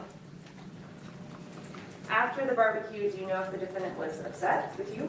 Yes. How do you know? Because I texted him telling him that I was gonna go back to the apartment, and he told me that I shouldn't. And I kind of got upset with him, and he says, "Well, why were you holding me down?" I was like, "I was blocking you from being hit." You know what I mean? I was just trying to protect you. So you wanted to go back to the apartment and He didn't want me to go back. He was upset about the whole thing. so if you couldn't go back to the apartment, where were you gonna go that night? I ended up at Martine's. How did you get there? Willie took me. What part of town does Martine live in? Or do you know He lives kind of in the war zone any area. other streets? I don't remember the streets. Orange Rose, she's in a wheelchair. She broke her leg, but evidently she like shattered it and had to get a pin or something in it and had to have surgery on it. So that means that the healing time would be even longer. I don't know, because this would have been, now that you mention it, this would have been like about I think this was 8 years after this happened. It happened in 2016 and the trials in 2022. So it is odd that she's still in a wheelchair, if this indeed was about 8 years after it happened, and I believe it was. Maybe because the regular chair, I mean, she's gained a lot of weight, so maybe they needed a bigger chair. I don't know. I don't know if she messed up her leg and will never be able to walk again. I would think by then it would be healed, even with surgery and pins and etc. I haven't seen her walk into court. We'll have to see if further, like more of her testimony, they'll show her actually walking into the court. That is a good question, because you can see the wheelchair back here. I could if I was driving them, but I don't remember the names of the streets. Did Willie have some money? Yes. Did he give you some money? Yes. Did you look that night to engage in illegal activity? Yes. Did you meet up with someone, some twins, or someone that you call the twins? Yes. Hey, What are their Kalisa. names? Jessica Rivera and Star. So yeah, she was walking with a boot, but I don't know if that was at the beginning of trial or when they had their first court appearances to figure out if they were going to be tried together or tried separate and all that. Like in the beginning, yeah. I don't know if it was the beginning of this trial. I'll have to see what I can find out.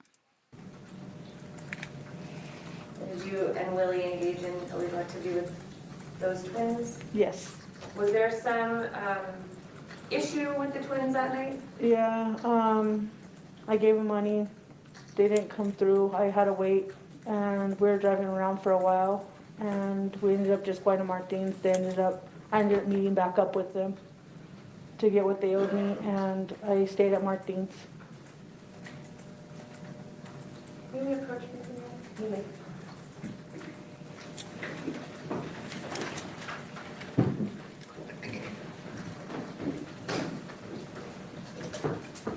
All right, while they sidebar, we can skip it. Oh, that's so loud. I guess they turn on white noise to drown it out. Yeah, they're turning on a white noise machine to drown out the sidebars. I think it did, Belladonna. Requires several surgeries.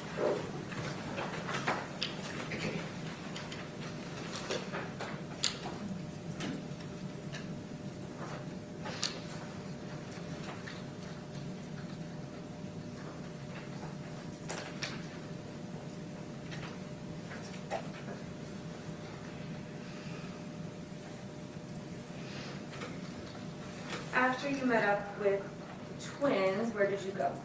I went back to Martin's.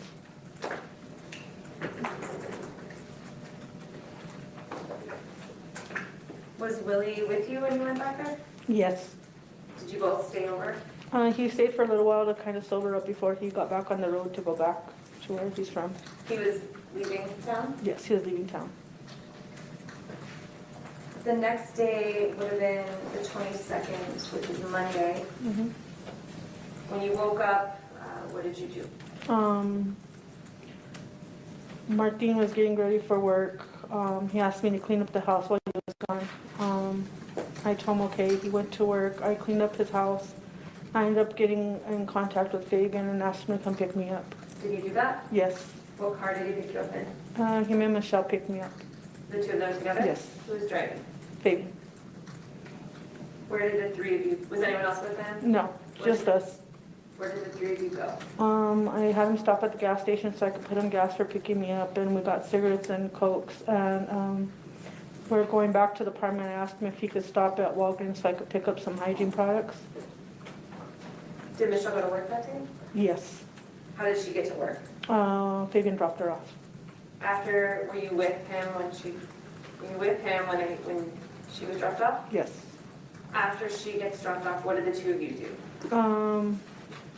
We're driving around. We ended up going and meeting up with my friend Roxanne. I got some hygiene from her. And we ended up stopping back at Uncle David's. And then What'd you do at Uncle David's? we got some weed. How long were you at Uncle David's for? Maybe 5 minutes. Okay, continue on. When did you go after that? And after that, I believe we went back to the apartment. Do you remember about what time you got back to the apartment? Maybe it was about 3 in the afternoon. Whose apartment? Michelle's apartment. What did you do once you got back to Michelle's apartment? I believe we drank a couple of beers and we smoked and we were just chilling. So this is the night of the 22nd, Monday night. Mhm. Were you up past midnight that night? I was up all night. Was the defendant up all night? I believe so. In the early morning hours of the 23rd, so this is Tuesday, just after midnight, were you and the defendant using methamphetamine together? Yes. Where did that methamphetamine come from? I had it. You had it? Mm-hmm. Where did you get it from? I got it from the twins. Then with Willie? Yes. Where did you use it? We used it in the living room and then in Michelle's bathroom. Can you describe how you and the defendant ingested the meth? How do you, We smoked it out of an oil burner, an oil burner? Mhm. What does that look like? a pipe, Glass? a glass pipe. While you and the defendant were using meth, where was Michelle? In her room. Where was Victoria and her brother? I don't know if they were there or not. I'm not too sure if they were. You don't remember seeing I them? don't remember seeing them. Do you remember seeing them earlier in the evening? One moment, Miss Debbie. We're going to try and have you, I know we keep adjusting things, but you keep getting softer and softer. Move that to the other side since you're facing this way. She needs some help to do that. So put it on your right lapel. Yeah. Please.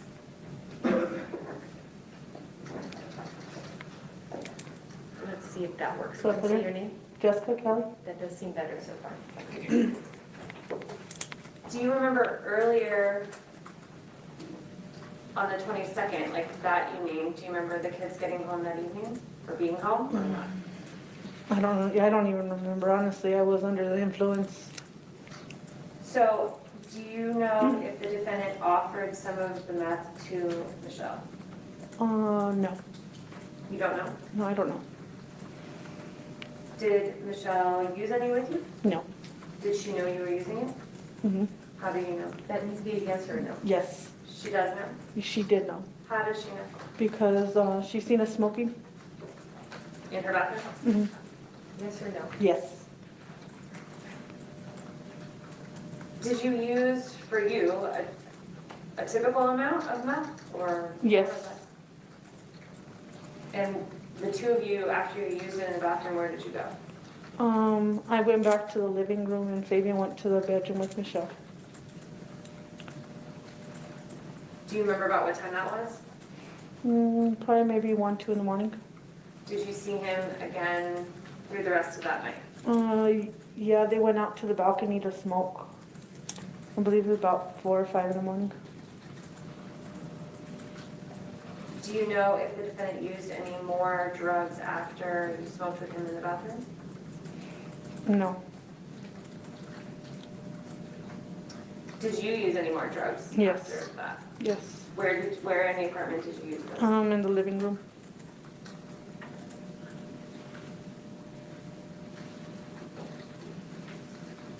Tell me about the next time you talked to the defendant. It was about 6 o'clock in the morning. I got really paranoid. I was using. I felt guilty. I ended up texting my mom. Are you close with your mom? So you told your mom what happened?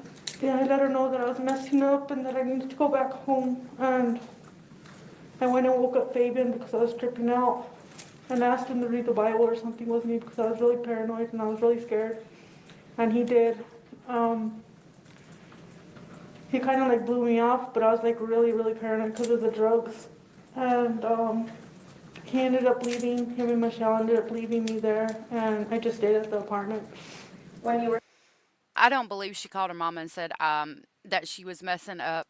I said, "Hey, Boho, thank you for being here and feel better, Maylas. My space bar has decided that it's gonna halfway work, and it's irritating because like I got another headset yesterday because he chewed my cord up and I've got it like pinned up where Basil can't get it. So I get this headset, right? And now today it's going to be my keyboard. Like I don't know. We might have to deal with the spacebar issue for a little while. I've got a different one I suppose I could use, but yeah, I'm not real happy right now. It's no spacebar language. Meg said, "What about when she hit the deck? Sorry, I laughed when she fell down. Them poor people having to try and lift her up." Yeah, that was funny. That was funny. It was my Basil boy, I'm pretty sure. Basil didn't do it this time. He's over here demanding attention right now. You believe her? They probably proved it through phone records. I know they did get the phone records and proved quite a bit. You were talking to him and asking him to read the Bible with you. Do you know if he was still high from the night before? He could have been, but I woke him up, so he might have slept it off. I'm not too sure. He didn't sleep that long, because I went and woke him up. What you wanted to read the Bible? What did you end up reading? I didn't have a Bible, so I had an anchor to the soul book, and I was just answering the questions in it and asked Fabian for a pen, and he was sitting there with me while I was writing in the book in Michelle's room.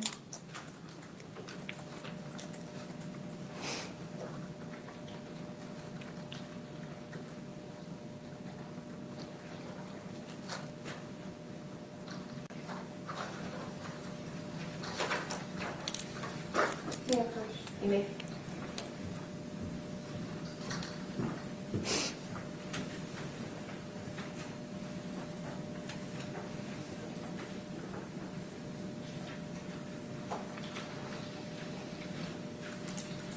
They're about to hand her something. Yeah, I'm going to try to take it off after the live.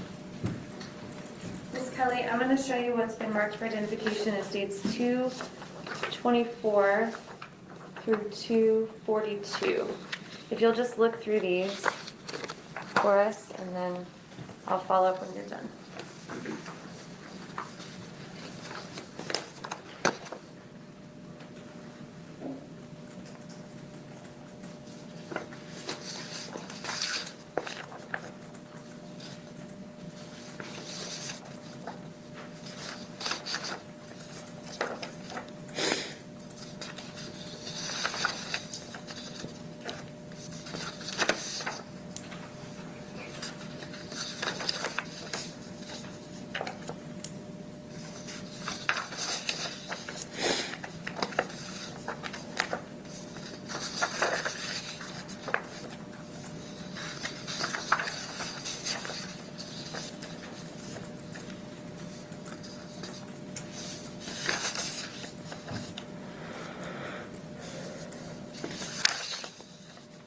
Okay, I turned it off and tapped it out. We'll see if it works better now.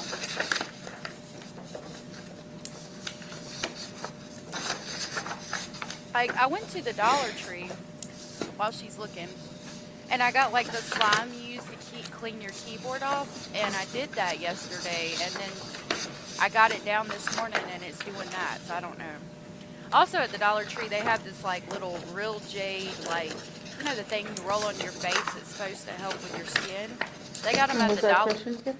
Do you recognize all of these? Yes. Okay. They got them at the Dollar Tree for $1.25 now for Mother's Day, so I got one. I'm gonna see how it works. It like you put a battery in it, vibrates and everything. I've been doing under my eyes with it and things. I don't know. We'll see. I was like, for $1.25, I'll try it. Is this the book that you just described and the writing that you just described? Yes. Your Honor, the state moves for, and these are the way that they looked back when you wrote on them? Honestly, I couldn't tell you. Okay. Do you think that this is your handwriting in here? Most of, yeah, it is my handwriting. And you remember writing in the book? I that remember day? writing in the book, I just don't exactly remember everything because I was in like a delusional state. Your Honor, the state moves for admission states 224 through 242. Objection, if we may approach. Come on up. Oh, we got an objection. I like it.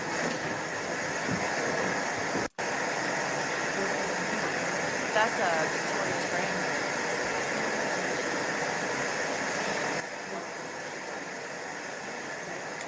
Abraham said they are, but I look at things from where they stand at the moment and what she has to We're gonna gain. take a Whether break in just a moment. We're just gonna get through these next couple questions. and what she has to gain, whether she tells the truth or not, does nothing for her at this point. So I believe she's being honest. I think she is for the most part too. Sometimes I think she lies, but I do think a lot of it is her being honest. I know, girl, you can't beat it. And especially with the kids and stuff, you know, they end up breaking things so much. But girl, let me tell you, the Dollar Tree has these $5 earbuds that are like wireless, and I use them every single night because Mr. Speculating snores, and like them things, I love them things. $5 for some wireless headbuds at the Dollar Tree. I love them. Like they're better than even expensive ones that I bought. Abraham said, plus the prosecution isn't objecting her testimony or challenging it, so I trust they verified this as much as they could. That's a good point, Abraham. That's definitely a good point. Genevieve, YouTube's been acting wonky for a while. It could be that. Try going out and coming back in. Girl, I hate the DMB. More power to you, and it's good to see you, Angela. She got charged with SA in prison. I don't think she got SA'd. If I had to guess, I would think her family is like well known in the area too, considering like they're having barbecues and people are getting in fights. I think that their family's pretty well known in the area and not for a good reason. So I don't think anybody would mess with her really in prison. They would probably know who she is. already because of what her family, like, who her family is and things like that. If I had to guess, that's just me speculating. You said that the defendant was with you that morning when you were writing? Yes. Did he see what you were writing? He was helping me answer the questions. Can you tell us what those questions were? And let me show you what's been, I think I know what you're talking about, but let me show you what's been marked as states 237 for identification, 238. Can you describe kind of how this book works? Is it a workbook?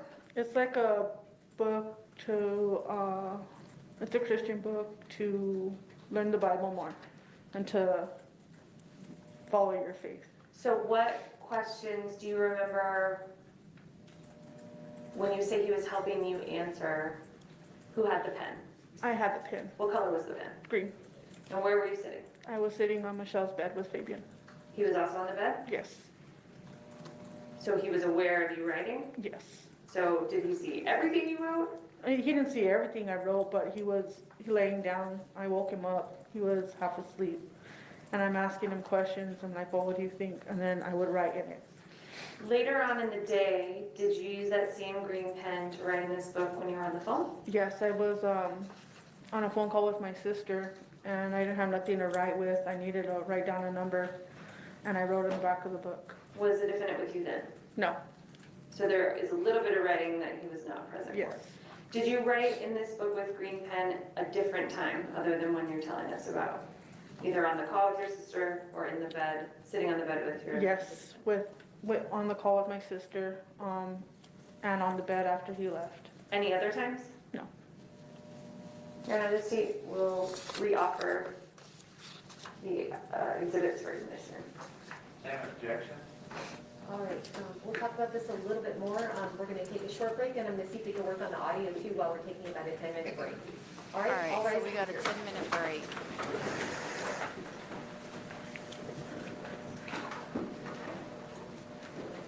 I'll take it to there. They do have the glass. No, that might be behind her. I think it's a staircase. I don't know. They might. I can't tell.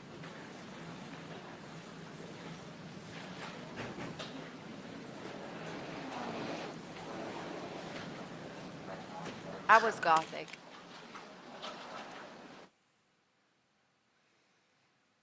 You're right about that, Anders. We used to take Aquanet and spray it and then light a lighter and then have these big old flaming torches. Things that kids had no business doing, but yeah, we used to run around and chase each other with flaming hairspray bottles. I was definitely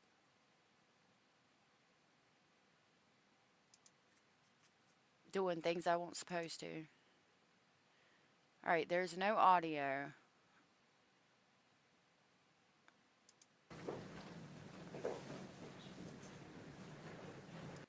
John. Hold on. Sorry. So when you were...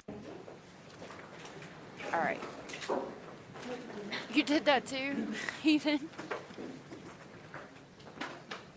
With the waffle thing, yeah. Let's talk a little bit about this book a little more in depth. So when you were sitting on the bed with the defendant, writing with the green pen, what was the conversation about? Oh,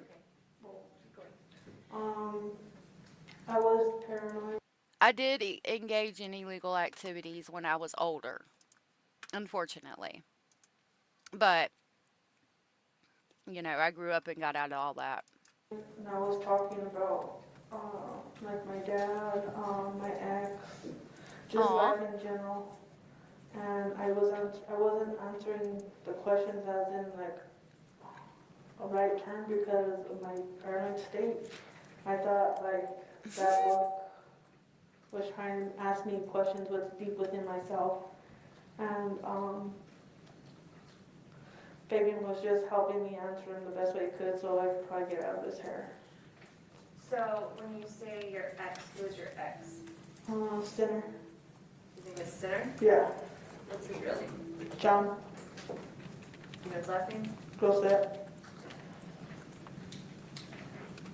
But they call him How long Sinner. do you think you were in Michelle's room doing this?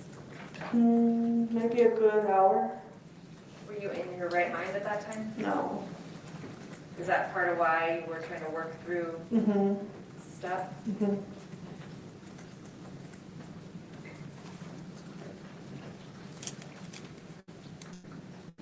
Later on, this state once again moves into admission states 224 through 242.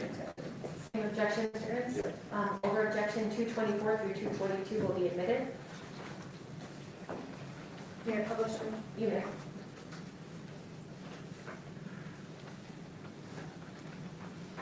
So if we look here at 224, this is obviously the evidence bag, and I see a book called Faith to Faith, and one under it. Which one were you talking about? If we could move the podium, Oh, you can see it. so we can see Sure. it. Sure.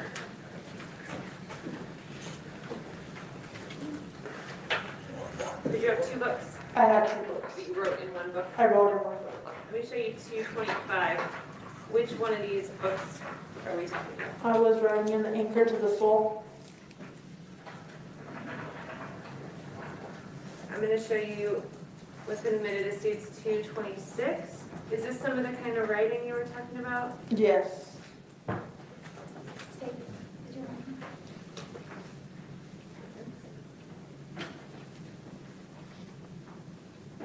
It's not working. It was on. Is it out?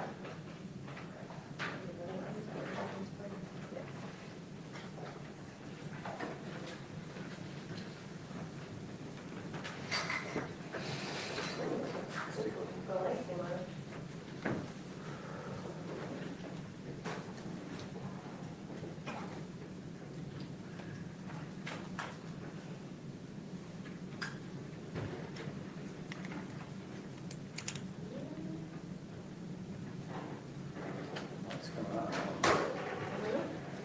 Do you have another one? Trying patterns.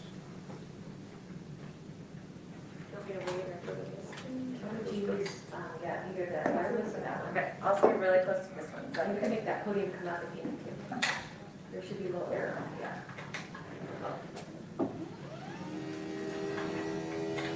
Okay, I'm gonna get too tall. Okay, let's go back and take a look at what's been admitted as states 226. This is just a closer up maybe of that same page. When we see, can you read for us kind of just what you wrote right here? Get down on my knees. Tell us kind of what's going on in your head while you're writing these types of things.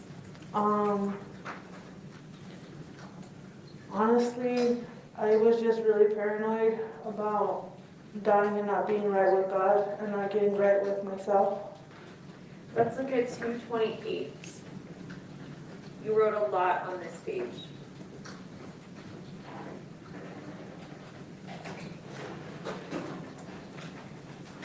In this page, you wrote, why do my children have to pay for what my dad and Sinner, why is it that I have to die like my, or like them? I can't totally read. Can you tell us what that word is, or can you? What's going on here when you're writing this? Well, my dad passed away when I was younger. The life that my dad lived wasn't too great. The guy that I was with, he didn't live too good of a life either. So I was really scared that from seeing the things that I've seen in my life, that I would have to pay for it. And this is, you're writing this and talking through this with the defendant? Yes.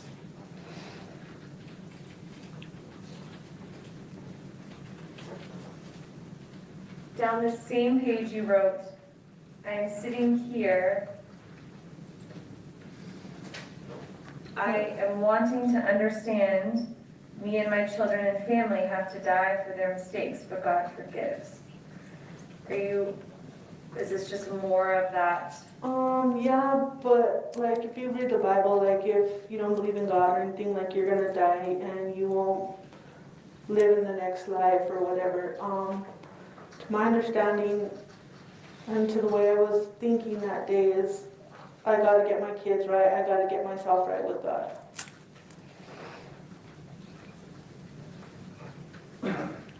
I'm going to show you states 233.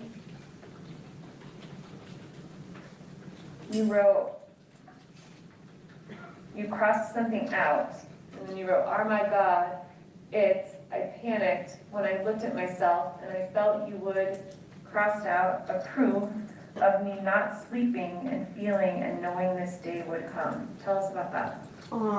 Like the realization that I needed to change my lifestyle. I'm going to show you 234. Is this the writing, the type of writing you were doing? Or was this the writing that you were doing during that hour or so? Yes. And then here on 235, I see you've crossed out Father and John. Can you tell us, I was just really paranoid. was that in relation to your dad and John? Yeah. And John is sinner. Mm-hmm. 236. Is there anything about this that you remember specifically? No. And then the book appears on 237 to have kind of some checklists. And again, on 238, just some questions. Is this what you were talking about earlier when you said you were going through the questions in the book? Mm-hmm. Okay, and also on 241, looks like another page of questions.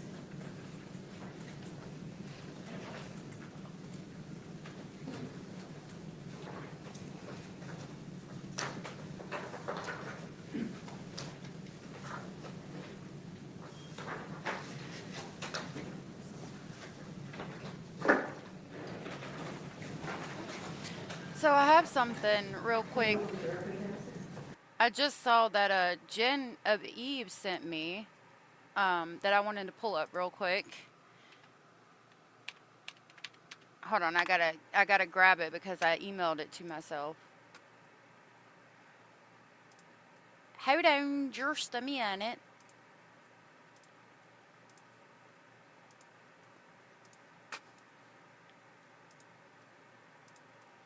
Okay. Hold on. Y'all remember Pee Wee? That that body shop she was just talking about, and this person Pee Wee that she was referencing. Jen of Eve found some information and had shared it with me real quick, and I wanted to show it with you guys. Share it with you guys. Sorry, not show it. Share it. Trying to do too many things at once. Hold on. Yeah, I want that open. I want this over here, and I want this down here. Okay, what? Oh my gosh. Okay, I guess I'm gonna have to do it a different way. Let me see if we can see it that way. Okay. Okay, no, thank you. Okay, so this is Pee Wee Customs. It says this business is not BBC accredited. That's what she was talking about. That she went, this person Pee Wee, she went to their auto shop to see about Michelle's car being painted. Thank you, Genevieve, for sending this. Oh, that's for some of the merch. I'm gonna need you to hold on just a minute. That's one of the things I wrote. That's what the back looks like, but I'm not sure if y'all are going to like it. But let's go back this way, back to what we were doing. So it says the BBB file was opened in 2011. Business management, Mr. Flavio Argarulo was the owner. And remember, she said that Flavio person was the owner, right? And then this is his obituary, Flavio yeah, I'm not even going to, Sabla, was born November 16th, 1968, and he died November 24th, 2019. He was the owner of Pee Wee Customs. It says Flavio, known as Follow and Pee Wee by family and friends, 51, died unexpectedly on Sunday, November 24, 2019, in Albuquerque, New Mexico.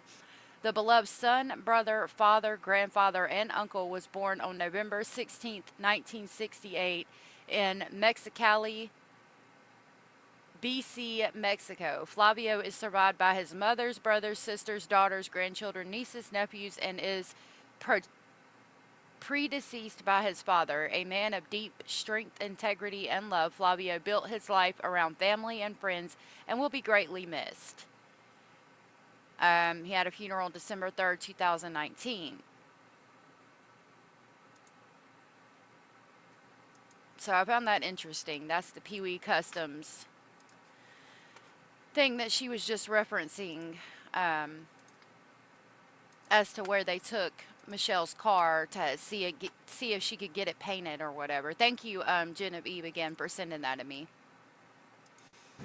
Are you able to hear her? I think that's too loud.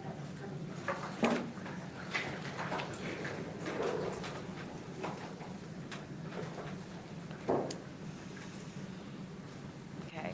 Do you think what you wrote in that book is pretty representative of the things that you were saying that morning? Yes. You said you got in touch with your mom. Did you reach out to another friend as well?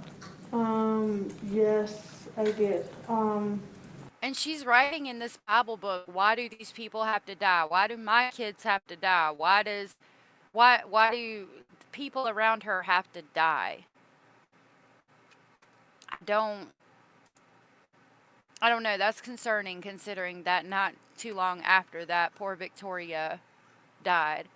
His death was tied to several drug-related and gang activity murders. That's interesting.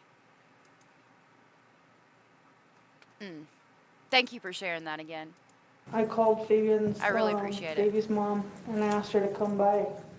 Who's his baby's mom? Amanda Solderman. Why did you reach out to her? Because I was talking to her throughout those days, and So she's talking to this girl, Amanda, who is Fabian's baby mama. Remember, Fabian said that his baby mama he doesn't get along with, and his family didn't like her, so he was trying to stay away from her. And that girl, Amanda, is the one who punched him at the barbecue and blacked his eye, and she's pregnant. Is she pregnant by Fabian? Is it somebody else's baby? Whose baby is this girl Amanda holding that punched him in the eye? Is it Fabian's baby? Wow. The family drama continues. I don't know, I just felt like if she came by, maybe she could give me a ride. Where did you want to go? I wanted to go back to my mom's, but that morning I was talking to my mom and my Uncle David called. I gave him an EBT card. Let me back up just a little bit, Jessica. Let's go back to the morning, just in general in the morning. Do you remember seeing Victoria that morning? It was the morning of the 23rd, Tuesday. No, Do you remember Michelle doing anything in the kitchen that morning? no, I was in her bedroom. Do you remember seeing Victoria's little brother? No. Do you remember them coming or going from the house, like leaving for school or nothing?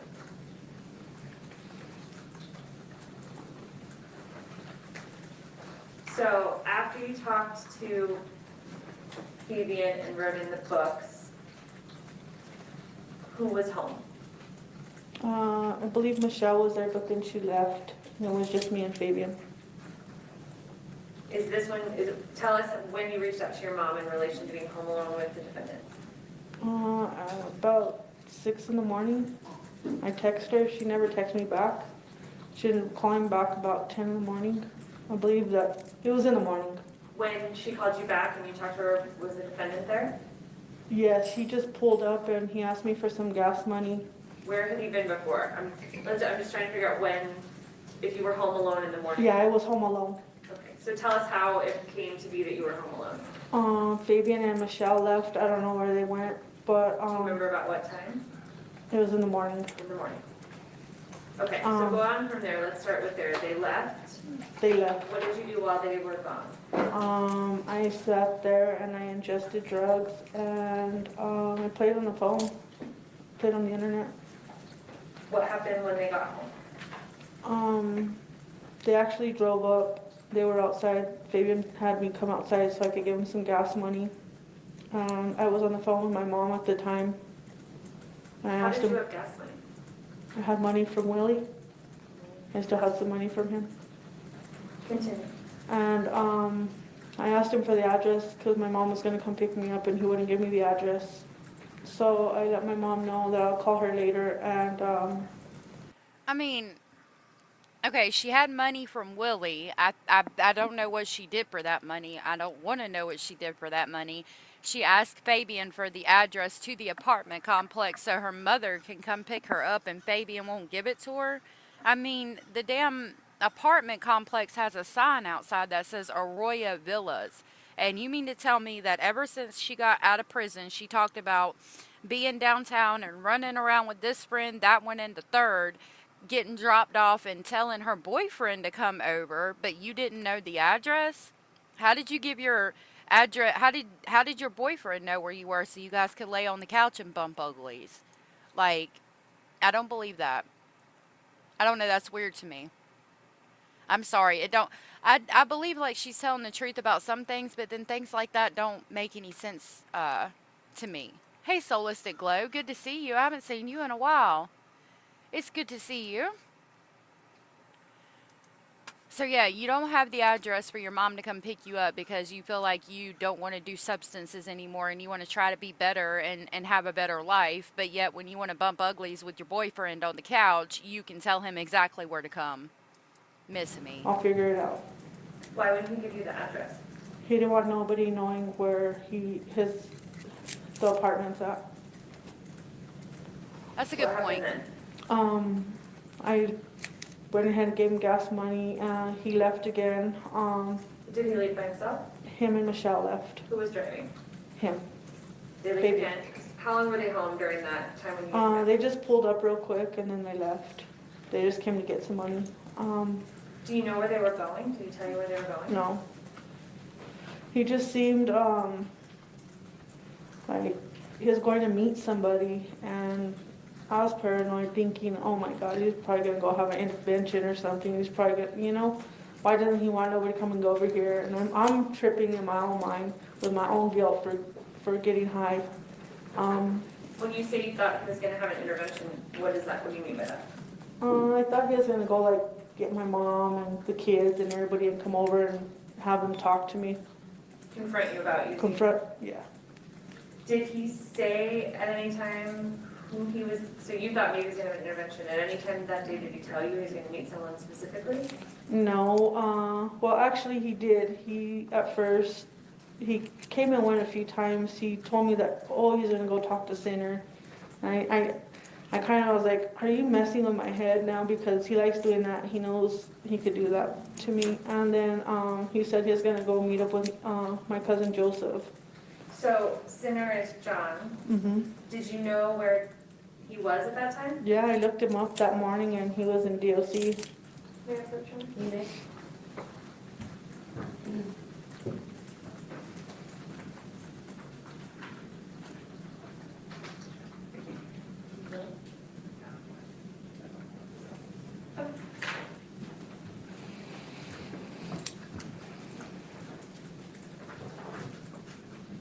How did you know that Sinner was in prison? I looked him up on the internet that night when I was awake. Did you see a picture of him? Yeah. There. May I approach him? I'm going to show you what's remarked for identification. It states 221. Do you recognize this? Yes. Is this the picture you looked up? Yes. Your Honor, the state moves into evidence. It states 221.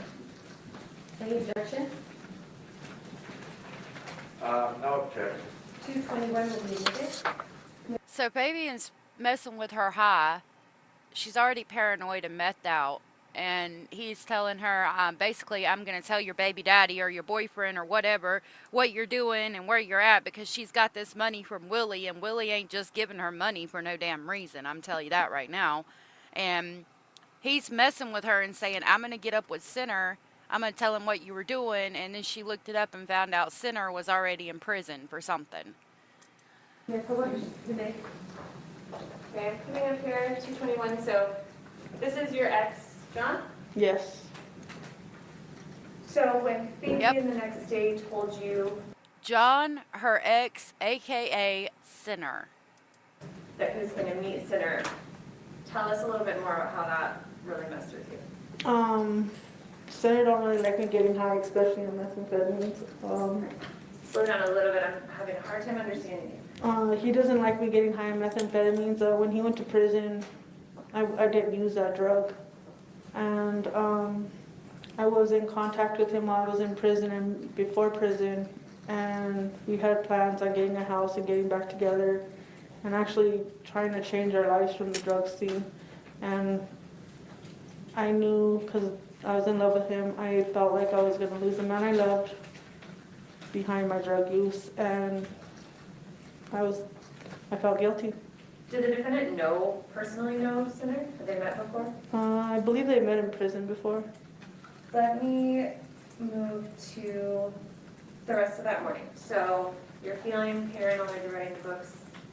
After the defendant left the last time you talked about, after the cigarettes, did you know? No, Thea, she bumped uglies with Martine. I'm not trying to put, any undue, I don't know. I'm not trying to put any labels on this girl that she ain't already put on herself, but I think she was turning tricks, if I'm going to be completely honest, because Willie's giving her money and a ride.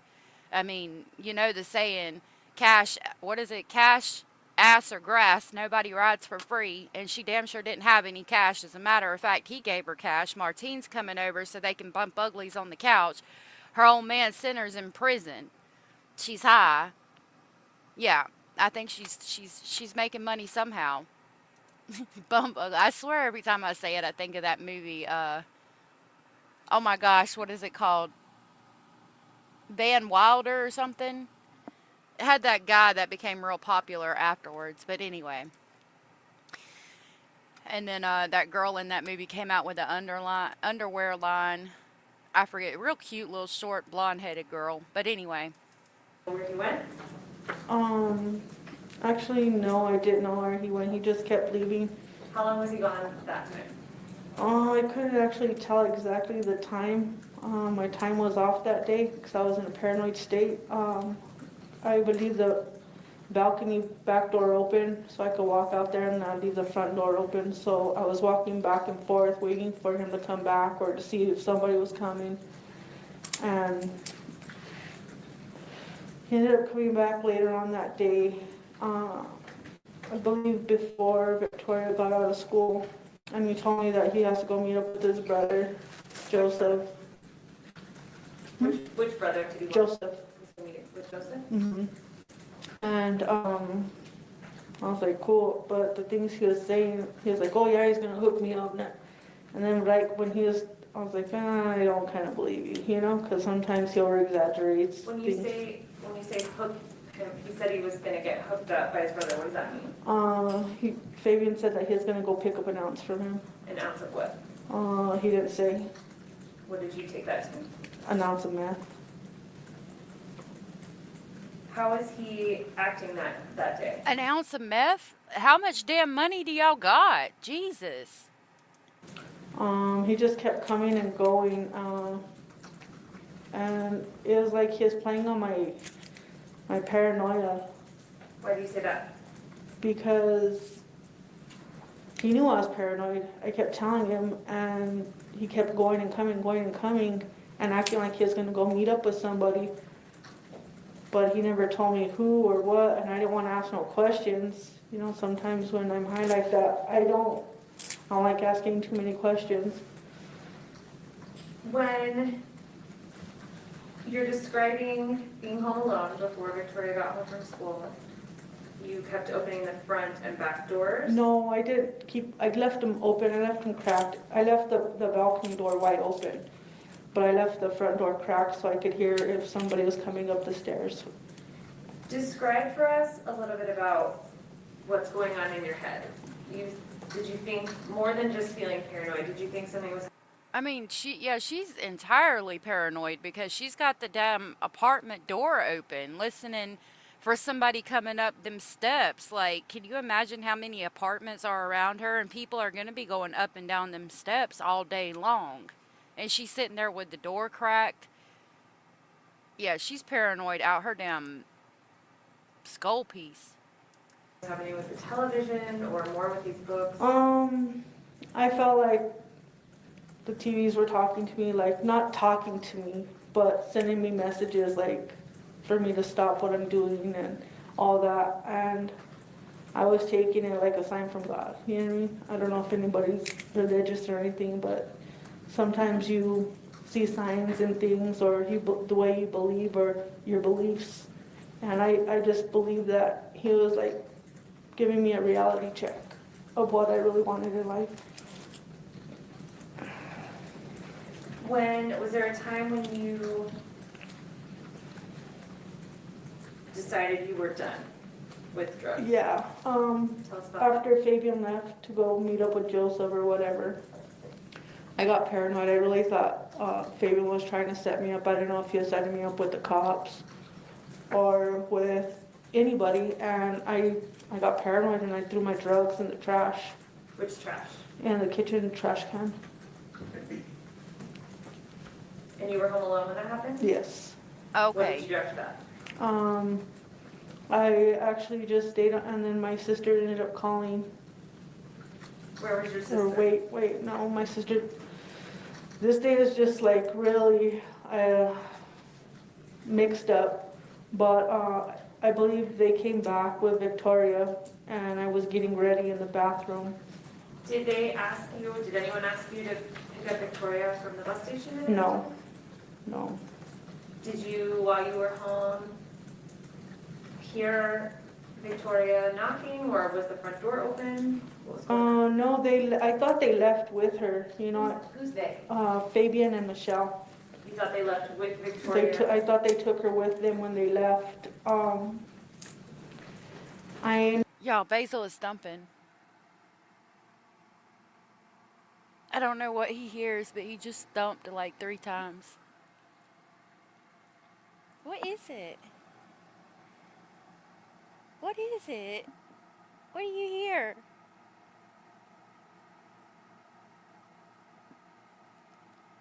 I thought he might do it where y'all could hear it. Sorry. Ended up, my paranoid state kept going back and forth, and I noticed that the car was gone. Fabian was nowhere in sight. Michelle was nowhere in sight, and this little girl was just on her scooter outside by herself. Let me back up a little bit from that. Before that, you said they left with her. So when was the first time you saw her after school? How did she arrive home? With Fabian and Michelle. The 3 of them went together? Mm-hmm. Before that, while she was at school, presumably, is that still part of the time when you had the door cracked? Yes, I had the door cracked all day that day. And you didn't see her before the 3 of them came back together? No. So then, go back to what you were saying. So after that, how long were they home with Victoria? Not long. Fabian went to the bathroom, and So this doesn't add up because we've heard before that Victoria got off the bus. She went to the friend's house. The friend sent her back home. Jessica gave her a snack and had her do her homework. Fabian and Michelle come home. They go to the store and then come back, and Jessica's carrying Victoria down the steps or something to that effect. The timeline never added up. Now she's saying that she didn't see Victoria at all until they all 3 came back, which I would assume would be after they go to the store. I could have this timeline wrong, but yeah, math never adds up. That's for damn sure. She's crazy legit. I'm in a part where she is writing in the Bible. Whew, I don't know. before that, he asked me like, hey, where's the bowl, you know, and I told him, put it in the trash, you could go get it, you know. When he says the bowl, what is he talking about? The pipe with meth in it, and I told him, you go get it, I don't want it, you know. He's like, he looked at me kind of crazy, and he ended up getting it, and he went to the bathroom and he smoked some. Which bathroom? Michelle's bathroom to her bedroom. Do you know if she knew he was smoking that? I believe so. She was in her room. What happened after that? I was actually in there getting ready too, but I was talking to Michelle and little Victoria while he was smoking, and then I ended up giving the little girl some money because she's like, "It's my birthday," and I was like, "What?" So where were you getting ready to go? I was just getting ready just in case anybody came over or anything, so I didn't look tweaked out. Did y'all notice how she called her little Victoria? Like, I really feel like she's pulling out all the stops to make herself look as innocent as possible, because I think she's still got her sentencing to do. I think it might have been after Fabian's. I need to see. Let's see. Because it's weird to me how she's referencing Victoria as little Victoria. And again, I'm wondering if she's trying to save her own ass or if she's already been sentenced. So, was Jessica Kelly sentenced before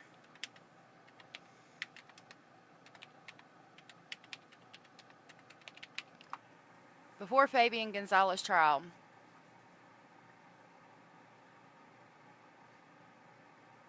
Okay. So it says Jessica Kelly was sentenced to 50 years in prison. She reached a plea agreement with prosecutors just before her trial was set to begin. As part of the plea deal, Kelly agreed to testify in the case against her cousin Fabian. So yeah, this would have been after she was sentenced. Like, she really doesn't have a reason to lie, but it's weird to me because like I said, she's I saw little Victoria, and I mean, I don't, this is weird to me. I need to make a speculation station shirt. So, and as you noticed there when I was typing, my keyboard seems to be working better. So thank you guys for the advice, because I think it's fixed now. Amy said, didn't she try to plea bargain with the state and the defense to charge more like second degree murder or manslaughter? And they said no. Very possible. Very possible. And maybe she's looking for appeals as well. I mean, I don't know if there would be an appeal process if she reached a plea agreement, but because she was facing 200 years. Either way, it does appear that this happened after she's already been sentenced. So again, she has no reason to lie, but her terminology and things that she says is just weird. He is little sneezer.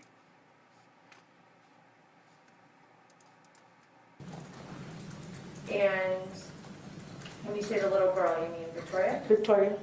So she told you it was her birthday. And I kind of felt bad because, like, they didn't do nothing for her birthday. I didn't know about it. I was unaware of it. So I gave her some money, you know? How much money did you give her? $45. Wasn't that a lot of money? Yeah, but not really. If you take a kid to the store, toys are pretty expensive.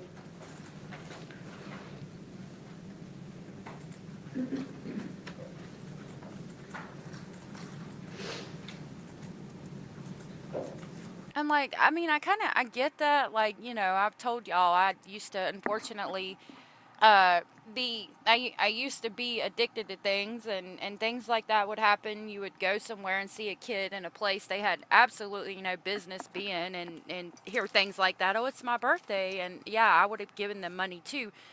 But I'm wondering how she got this money, how she got the money to give to this child. Would she have wanted it back when she's out of money and out of substances? Yeah, I'm leaning more towards what Megan is saying. She's a demon, and I just know it. Thea Marie said, didn't she say she was serving 50 years when she first got on the stand? Probably, yeah. She had 45, I think she got sentenced to 44 years, but it was like 50 with some reduced or something.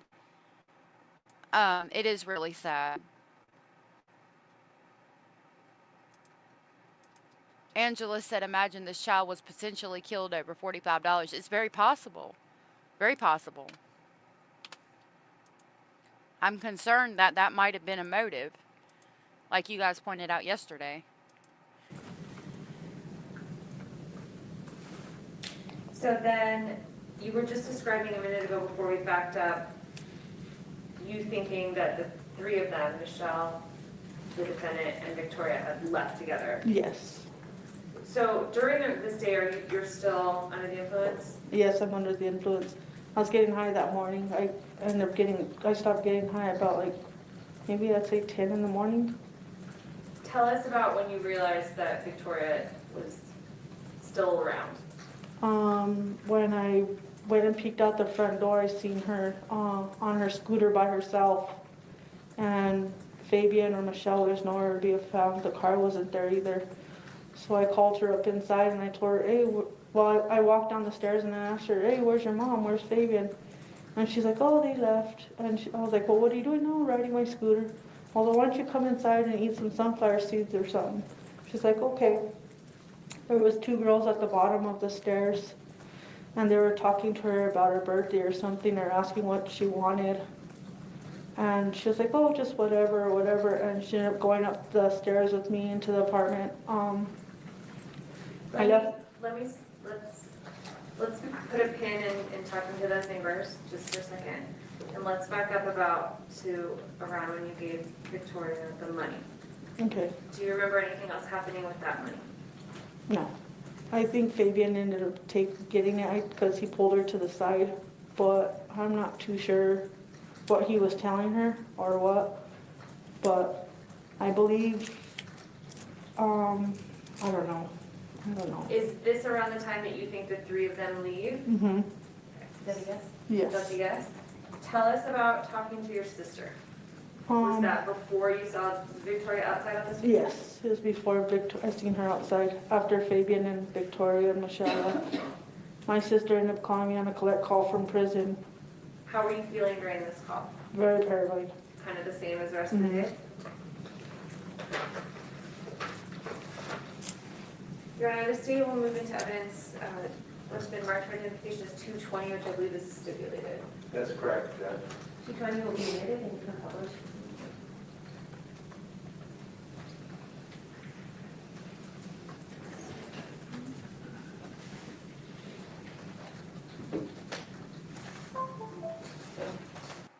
So Megan said Victoria was 10 up at like 10 is old enough to be okay alone. I don't know what y'all think. So legally, you can't leave a child alone or let them babysit until they're 13. I have teenagers, so sometimes I will let one of them babysit if I'm just like running to the gas station real quick or something like that. Something real quick, I will let the teenagers watch out for the older ones. But the rule is like they can't go outside because like number one, she's a little young to be leaving by herself anyway. But she not only is she alone, she's outside playing on a scooter in an apartment complex where people can just ride through. Like somebody could snatch her really easily. Like that would scare the shit out of me. I would never. I wouldn't personally. Veronica said, I'm not sure if a 10-year-old could be left alone, never had kids, but wouldn't think so. Yeah, I think it's a little young. Yeah, and you should, they should know how to be safe just in case. You grew up where you walked to and from school starting at age 6. Back then, back in the day, it was a lot different. I was freaking 10 years old coming home when the street lights came on. But, I don't know. I don't know if it's changed or we just have more media now than we used to. But, Veronica said, I was driving myself and my sisters to school by 11. My goodness, girl. That is crazy. Yeah, latchkey kid generation. When I was young, I was babysitting at 8, but the world has changed a lot. Yes, it has. And again, Kathleen, even talking about that, when you were 8 years old, you probably had the mentality of what like a freaking 17-year-old has today. I mean, back in the day, like, younger kids, you got up and you milked the cows, you took care of the chickens, you knew how to clean the house, you did chores, all the things. So, like, even at 8, you had a mentality of, like, what a 17-year-old would have today.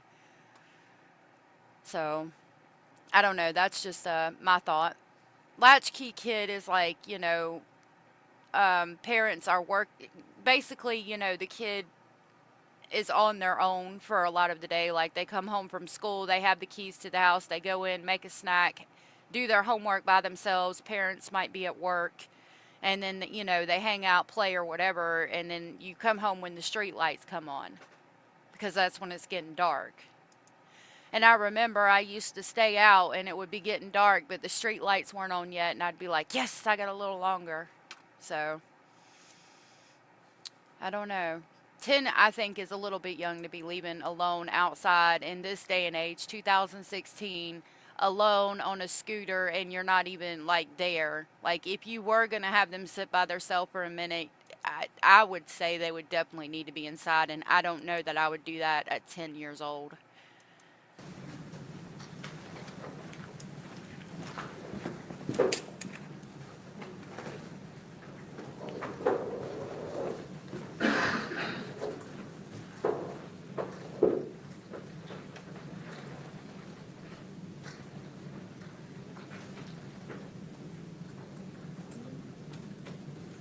CCA, New Mexico Women's Correctional Facility.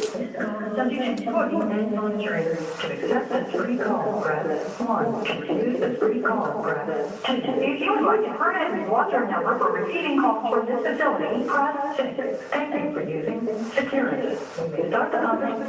Hello? Why can't you my fucking call, bitch? Oh, it's because they're not on you have my phone. Really? Got out? Well, you're gone now. Oh, you're gone? Gone? He's gone. Oh, are you talking to him or what?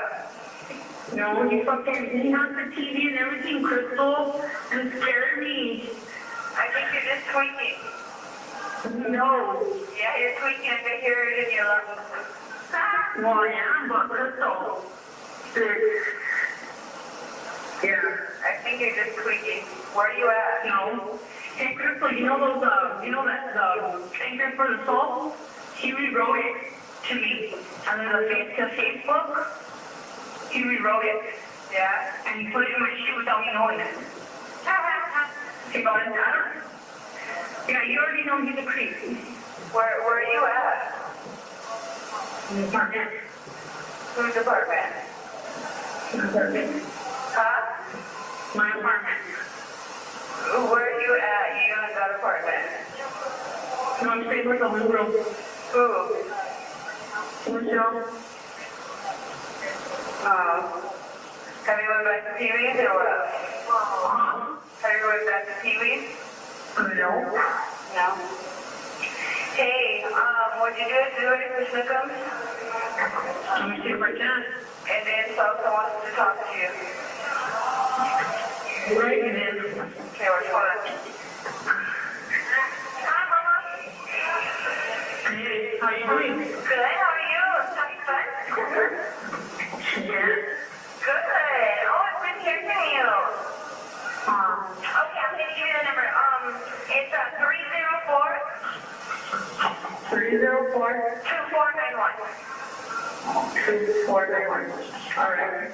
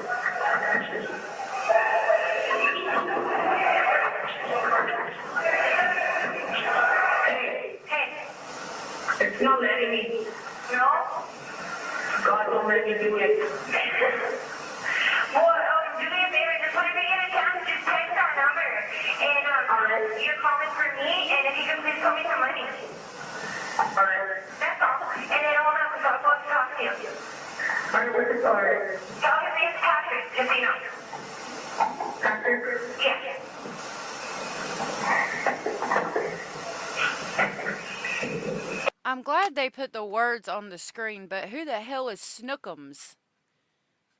We're legit. Snookums is the name here. I'm going to try to back it up a little bit. And, oh, I'm trying to back it up on StreamYard. Maybe I can tell y'all what it says. Right there is where it comes on screen. Snookum says, okay. Jessica says, hold on, somebody. All right, I'm done. Now, remember, at this point, she's supposed to be high as a kite. I think this is right before she realizes Victoria's outside by herself.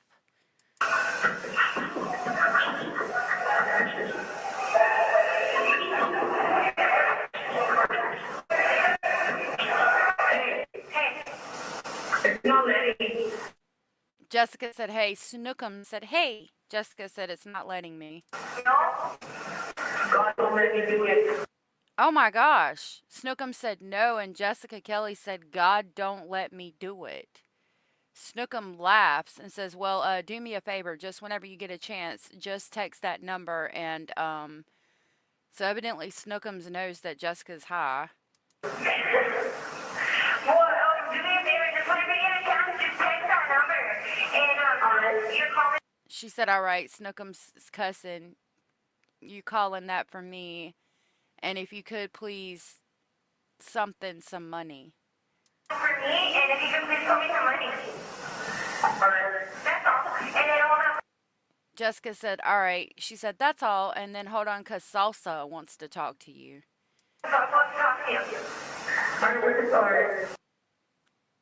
Jessica said, well, what's fuck? Snookum says, fuck. His name is Patrick, so you know.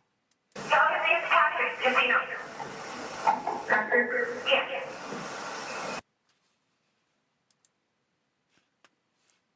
Yeah. Sorry. Jessica said, Patrick. Snookum says, yeah. And tell him that if he needs, if he doesn't know how to do it.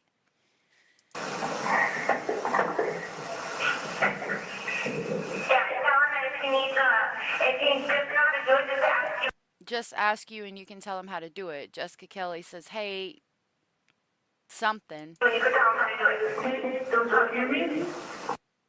Hey, don't talk to me is what it sounded like.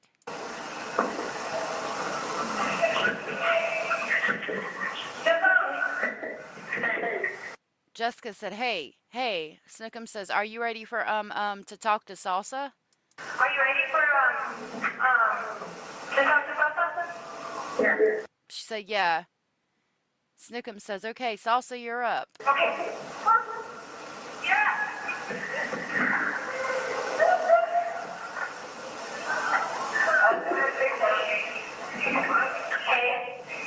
Hey, what do you mean, sinner now? It's not sinner, no, it's God. Okay, so this Salsa person said, hey. Jessica said, hey. And the girl Salsa says, what do you mean sinner's out? Jessica Kelly said, it's not sinner no more, it's God. Angela Ballerina said, I've been watching your channel since August of 2024. Oh my goodness. I was today years old when I realized those are bunnies everyone posts. I couldn't figure out why everyone posted so many garlic cloves on Black. I'm sorry. Yeah, Basil is in the pictures. Aw, y'all are so sweet.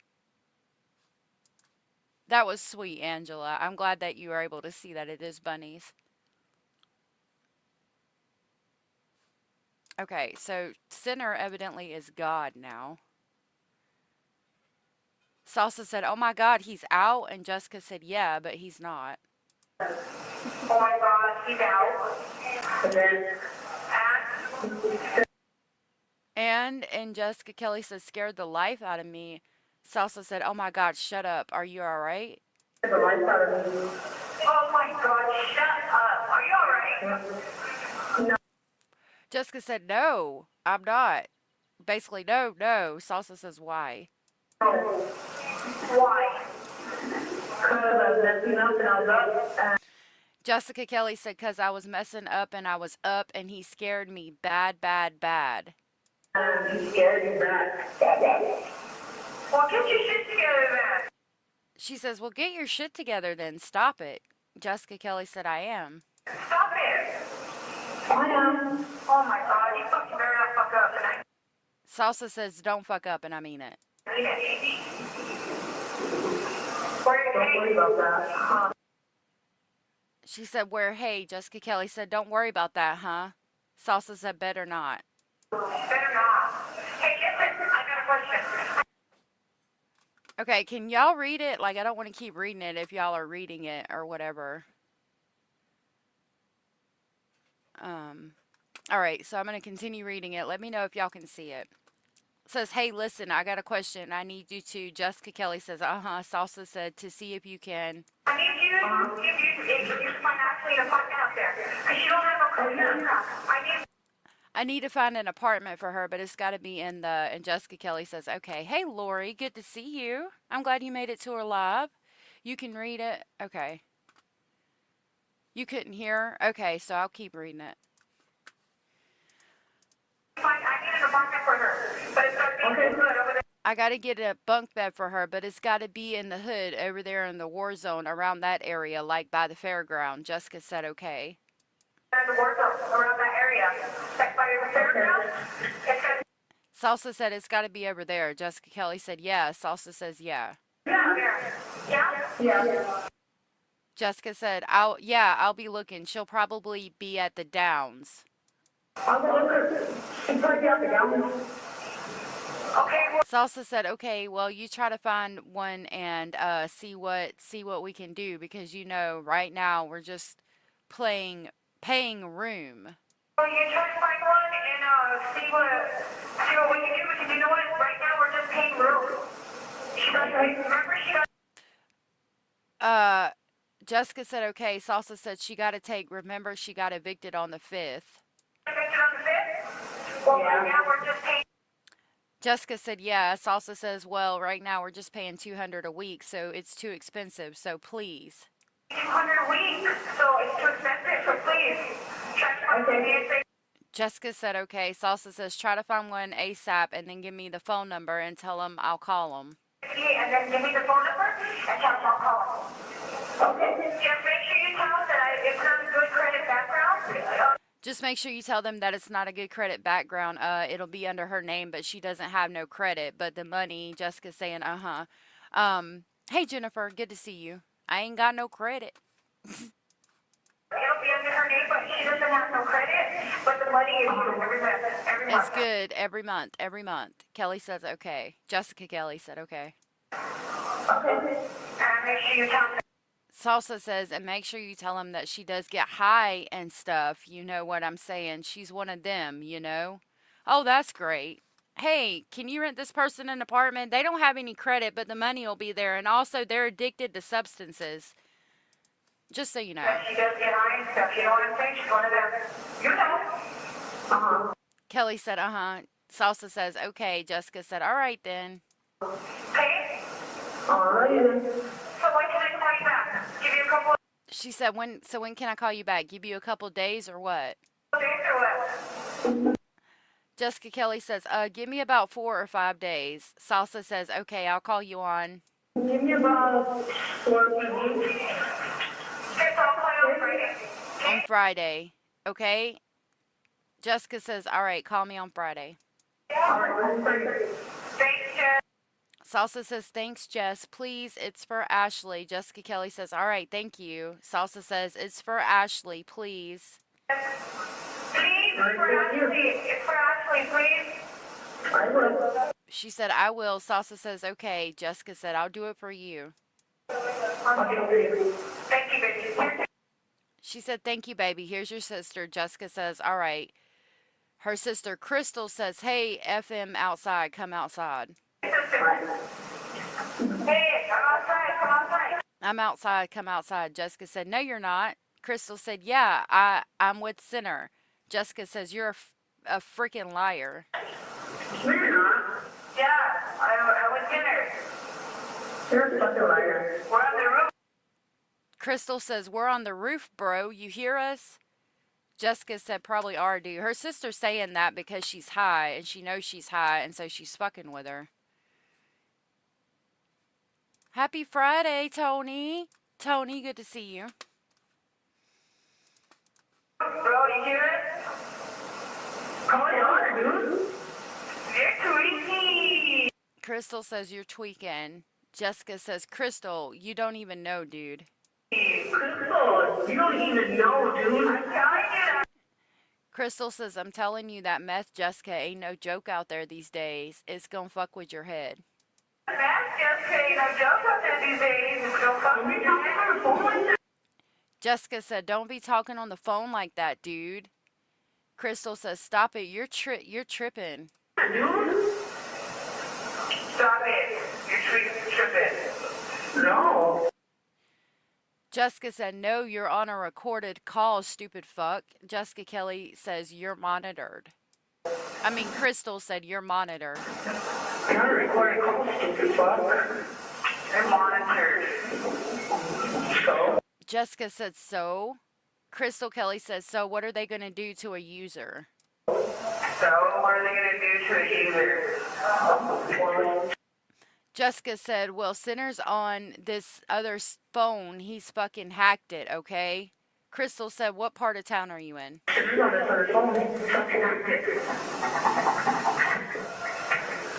Okay, what part of town are you in? Jessica said, Rio Rancho. Crystal said, Rio Rancho. Michelle, who's Michelle? Is it Mousy? Rancho. Michelle, who's Michelle? Is it Mousy? No. Jessica said, no. Crystal said, well, you don't want a Mousy for the apartment.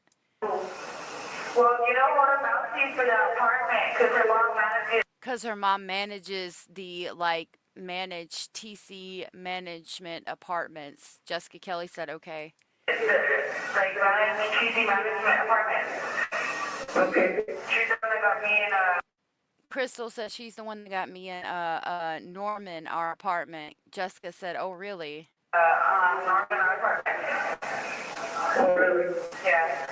Crystal said, yeah, but she really needs to find a place, and I know you something. Jessica says, okay. She really needs to find a place. And I know you can find one. Just like.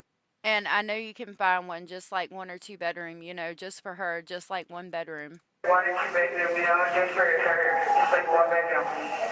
Yeah. Hey, Indian Taco. Jessica said, yeah, but who jumped phone at first that wanted me to call Patrick? Crystal said, that's my Snookums, Berea. I want to call Patrick. That's my Snookums. Yeah. Jessica said, Snookums. Crystal says, yeah. Jessica said, okay. Crystal said, we're just taking over the world together. Jessica said, yeah. The world together. Yeah, we just take over Crystal said, yeah, we just take over the world every day. I just love her. the world every day. I just love her. Jessica said, oh my God, he freaked me out, sister. Oh my God. Crystal said, he just showed up or what? Oh my God, he freaked me out, sister. Oh my God. He just showed up or what? No. She said, no, he hacked the TV, dude. Crystal said, how did he hack the TV? He hacked the TV, dude? How did he hack the TV? I don't know. Jessica said, I don't know. He's a millionaire, Crystal. Crystal says, Sinner is? He's a millionaire. Crystal. Sinner is? Jessica said, yeah, he's not Sinner no more. It's God. Crystal said, oh God, you're stupid. She's definitely tweaking. Very much so. I think they're just messing with her high too. Because they're in prison or jail or whatever. They're not in prison. They're in jail. And they're not high, and they know she is. So yeah, they're messing with her. Yes. No Sinner no more. It's God. Oh God, you're stupid. Jessica laughs and said, for real, that's what he said. He's God now. Crystal said, oh my God. For real, that's what he said. He's God now. Oh my God. Jessica said, I can't believe he freaking wrote these books and put them in my room, Crystal. Crazy. He's a creep, huh? Crazy freaking wrote his book and put him in my room, Crystal. Crazy. He's a creep, huh? Yeah, so is I. Crystal said yes, so was Ike, so was Pee Wee, so was all the people we fucked with. Jessica laughs. So is Pee-wee, so is all the people we work with. Cody. Crystal said Cody. Jessica said, oh. Crystal said, so who are you with? So who are you with? Myself. She says myself. Crystal says, oh. Jessica said, yep. Hey, Stephanie and Dustin Gonzalez. Good to see you. Helen, anybody coming in? I'm sorry. Oh, I'm so sorry, sweetheart. I hope you feel better. Anybody just coming in, I wanted to say, hey, sorry if I've missed y'all. I'm on a different page trying to read this when I read it.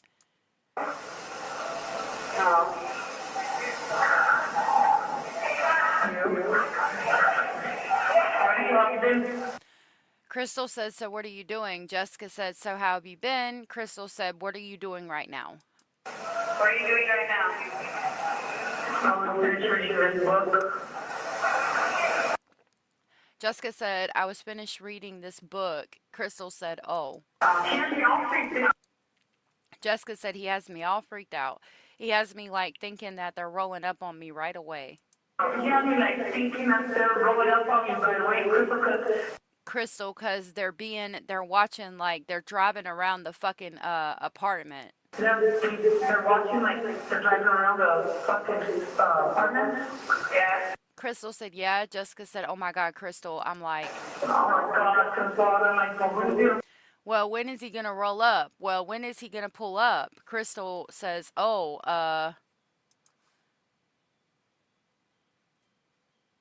we're on some bull up in this chat.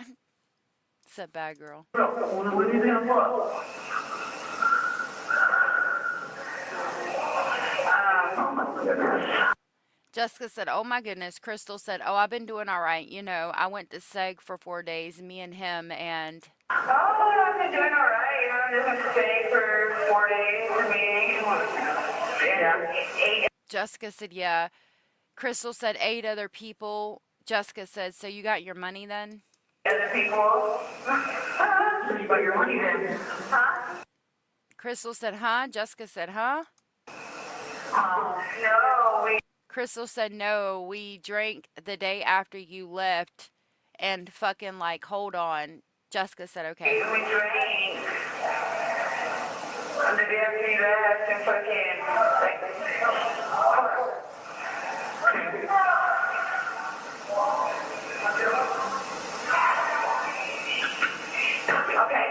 guy was trying to flirt with me and give me a Okay, the guy was trying to flirt with me and give me a tray. tray. He was trying to take me. He was trying to take me out to dinner. CCA's finest, you know. Jessica said, yeah. To dinner, the CCA's finest, you know. Crystal said, but yeah, I got that $30. But Kelly said, yeah, I got something. that $30.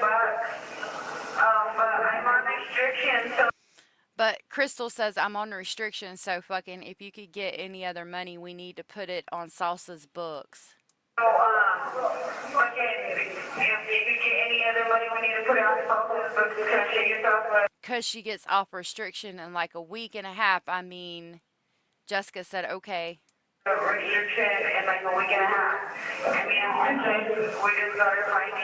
Crystal said, we just got our findings and we got 30 days off for good time, 60 days lost of all privileges, and So we got 30 days off of good time, 60 days off of all privileges, and Jessica said, okay. Crystal said all kinds of bullshit. I don't know. all kinds of bullshit. I don't know. So, but I put in for emergency phone time. So I put in for an emergency phone time. That's why I'm able to call right now. That's why I'm able to call right now. And he said he's not going to turn in the paperwork until next week. And he said he's not going to turn in the paperwork until next week, so we can get a commissary this week. Miss Scorpio said triggers for those that are newly sober. Thank you for that. So we can get a commissary this week. Oh, you little fucking OG over there is about to get fucking knocked out, dude. Jessica Kelly said, all right, knock her out. You little fucking OG she over here is gonna get fucking knocked out, dude. Oh, knocked out. I don't know. Crystal said, I'm about to, Jessica. Okay, so she's going around telling everybody, oh, Diana stinks, right? Jessica. Okay, so she's going around telling everybody, oh, Dina stinks, right? Oh my. Jessica said, oh, I'm writing over my book. Damn it. Oh my book, damn it. And then fucking. Crystal said, and then fucking, so I pulled her because I heard her, and then fucking Arlene is like, hey. And so I told her, because I heard her, and then fucking Arlene was like, hey, you need to tell your friend Dina. You need to tell your friend Dina to shower because OG said she was sitting next to her and she smelled. Shower, because OG said she was sitting next to her, she smelled. So I was like, so I told OG, I said, so she smells or what? And she was So I was like, I pulled OG and said she never smells or what? And she goes, oh, I never said that. oh, I never said that. I said, well, it's kind of fucked up if you call her your friend, you know? Kind of fucked up if you call her your friend, you know? I told her, Like, tell her to go shower. That's fucked up. Instead of going, telling her that Jessica Kelly says, uh-huh.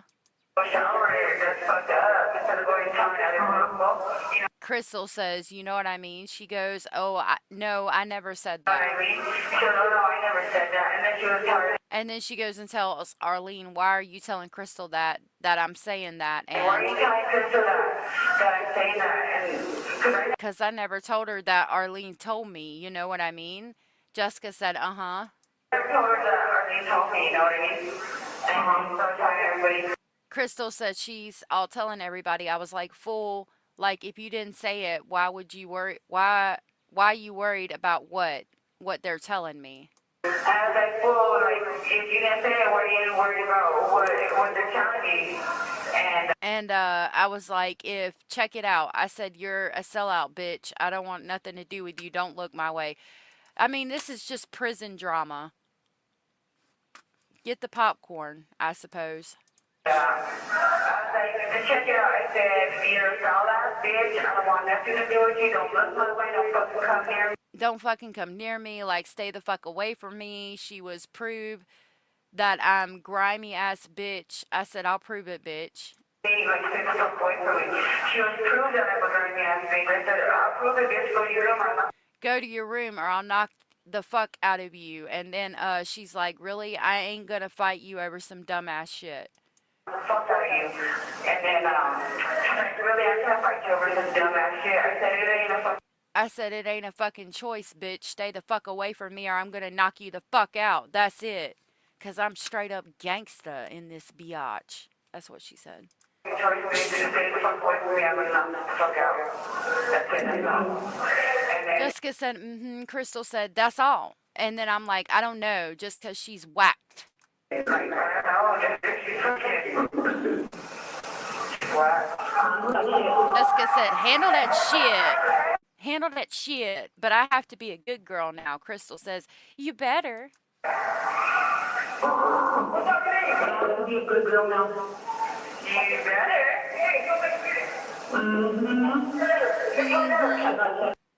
Jessica said, I got something.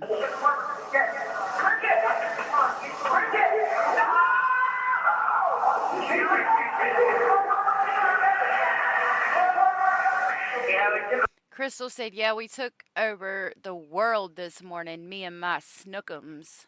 Over the world this morning, me and my second, we woke up early.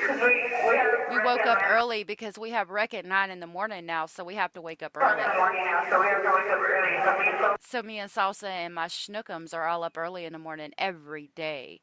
We something our lockers. Jessica said, yep. Are up early in the morning every day. We stay for lunch, we shower, and we go to rec. Crystal said we shower and we go to rec, and this woman's standing in the way now. Something and still starting all. Ah! And fucking Sylvia and still starting all, so Salsa's like. And then fucking Sylvia and Billy still starting all kinds of shit. So Sylvia and somebody starting all kinds of shit, so Salsa's like, like, fuck you guys, I'm done with you. Done with you guys, like, Like, fuck you, Shay, I'm done with you.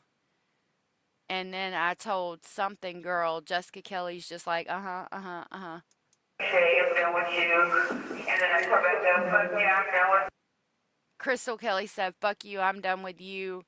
And me and my schnookums told Nancy she's done, and it's just us now. you. And then Nick's told out that she's done with her, so it's just us now. We're taking Jessica said, damn it. Crystal said, so we're taking over the world. Jessica said, so stupid or something, and laughs and then says, ouch. over the world.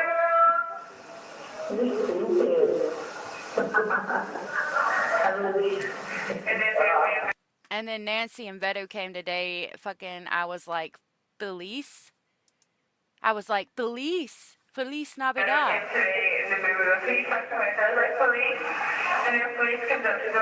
And then Felice comes up to the door and I said, yep, it's just me and my schnookums all day, every day. What you know about that? I said, play. Yeah, it's just me and my schnookums all day. And then everybody goes, oh, you're such a pretty couple. And then someone goes, ooh, you guys make a pretty couple. And then Jessica Kelly laughs and says, you're funny.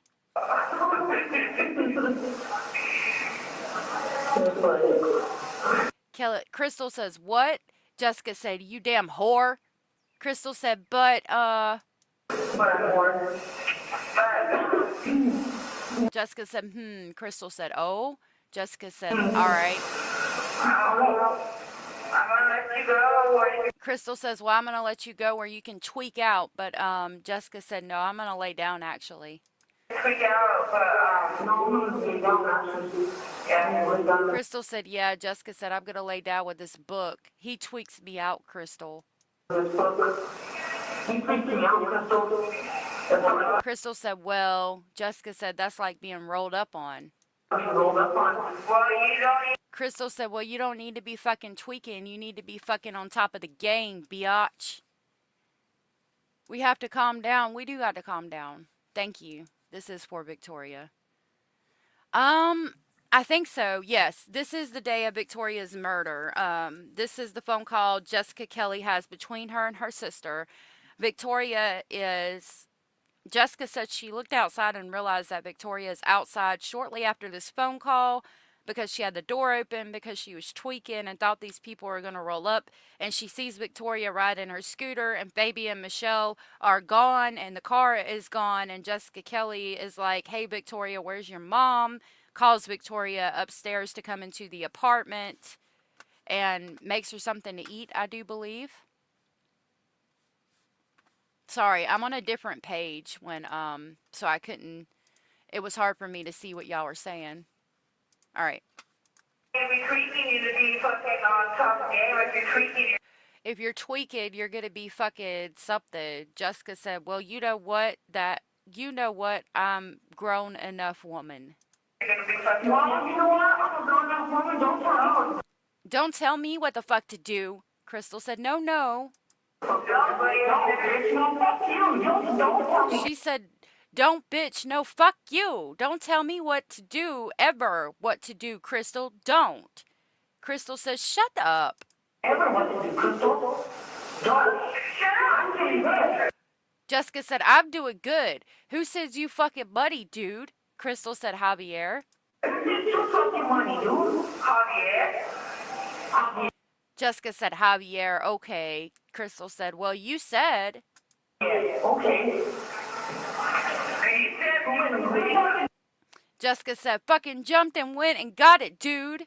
Crystal said, but you didn't have to. Jessica said, I was just fresh out of prison. Crystal said something, and Jessica said, oh, yeah, I didn't have to. Oh, yeah, I didn't have to? You didn't fucking call for me to get your money, dude? No. You don't fucking call me to get some money, dude? Crystal said, no. I told you to go fucking take the letter to Pee-wee. I told you to go fucking take that letter to Pee-wee. Jessica said, I have the letter for Pee-wee. I haven't been back over there because you know I'm something, Crystal. Letter for Pee-wee. Been back over there because I don't have to meet Crystal. Crystal said, oh, what I'm saying is if he's tripping you out, space over and fucking trip him out. Like, because if you're just... All I'm saying is, if he's tripping you out, stay sober and fucking trip him out, like, cause if it... No, fuck no, that's not my business, just don't be a friend. No, Jessica said, no, fuck no, that's not my business, Crystal. He's a friend. Fuck no, I'd rather not be around that dude. No, I'd rather not be around that dude. Now, Crystal said, no, sinner. Jessica said, oh, him. Crystal said, yeah. sinner. Oh, him. Yeah, absolutely. Jessica said, no, I'm done. I'm done. I have to be done. Crystal says, well. I'm done. I'm done. I have to be done. I've been redeemed. Jessica said, I've been redeemed. Crystal said, you're dumb. Jessica said, You're dumb. All right, well. Crystal says, all right, well, I'm going to let you go. Jessica says, all right, then, I love you.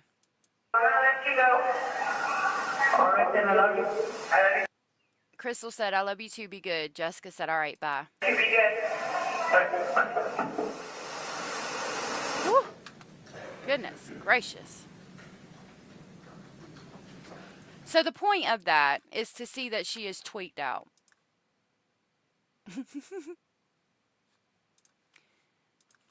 Bad girl said, Victoria, poor girl didn't stand a chance being around this fuckery. And she absolutely did not. But you can definitely tell that Jessica is very much tweaking, talking about Sinner is now God. TV's talking to her, giving her messages. Sinner wrote the books and put them in her room because he's stalking her. And he's a millionaire, but he's in prison. Like, she's definitely high and tweaking. Thank you, Jennifer. You like I was just being ignorant. I shouldn't have been reading it like that. Victoria's brother had been there, but she was not there at the time. His name was Matthew.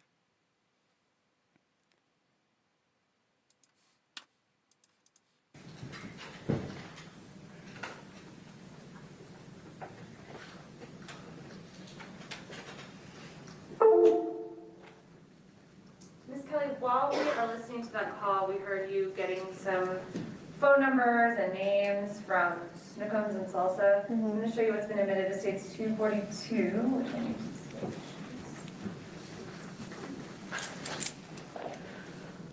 If it's another phone call, I'm gonna cry. It is. No, Okay. it's not. So this is another page out of that same book. What is this page? That was just the contact info so I could call and get a hold of Patrick and trying to find an apartment for Salsa for her daughter. So a lot of the content of that call you sort of jotted with Yeah, that same pen. yeah. What room were you in when you did this? It was in Michelle's room. And did you know that Michelle was home? Lord have mercy. She wasn't home. Hold on. You talked about I need to see that again. Oh.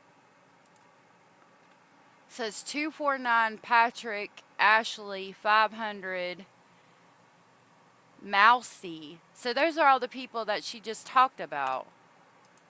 On the phone with her sisters, they talked about Patrick, Ashley, 500 Mousy.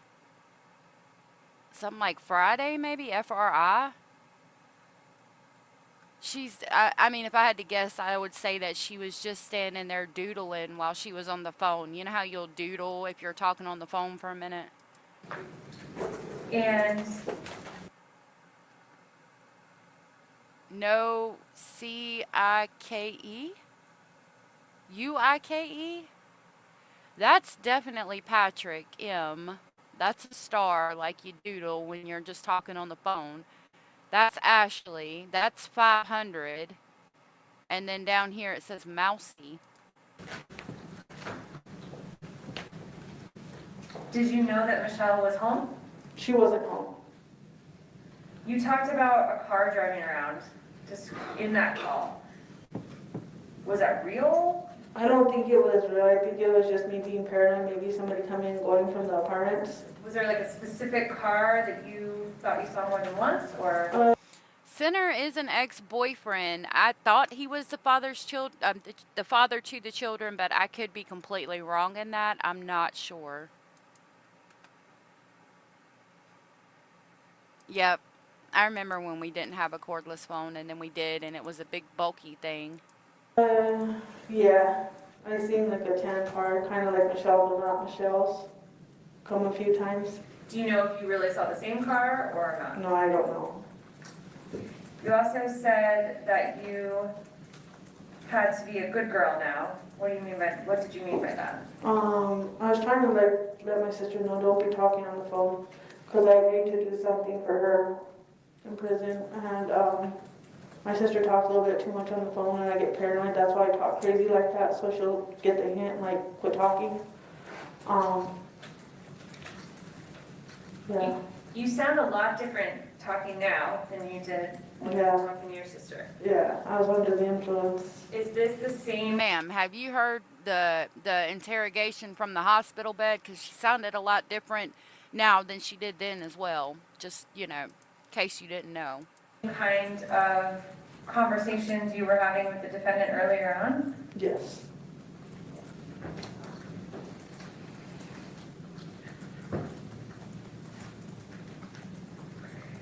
After you talked to your sister, how long were you home alone at that little stretch? For how much longer were you home alone?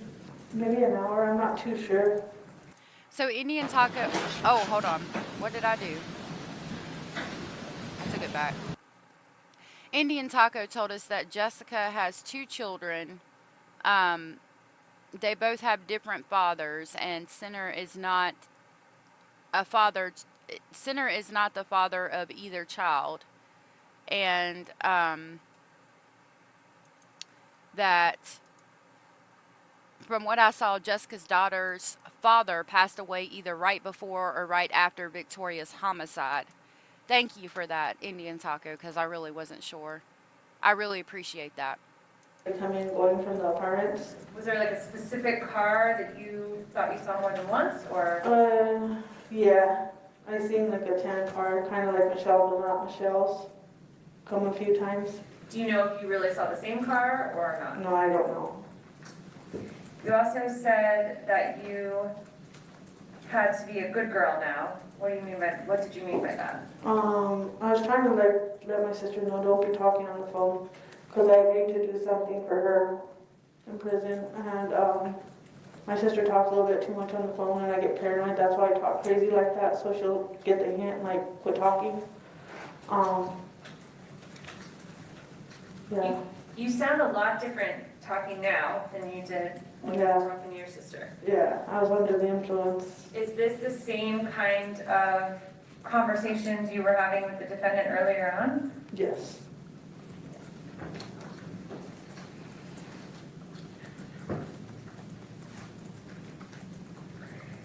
After you talked to your sister, how long were you home alone at that little stretch? For how much longer were you home alone?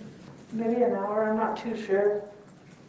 Do you remember the defendant and Michelle and Victoria being back home at some point? They never came back. Do you remember? Well, they did come back, but they didn't come back before I went and seen Victoria outside. Okay, so the next thing you remember is you looked out and saw Victoria on her scooter? Yes. Were there people around Victoria? There wasn't like people around her, but there was people like downstairs in the downstairs apartment, maybe just on the porch and stuff.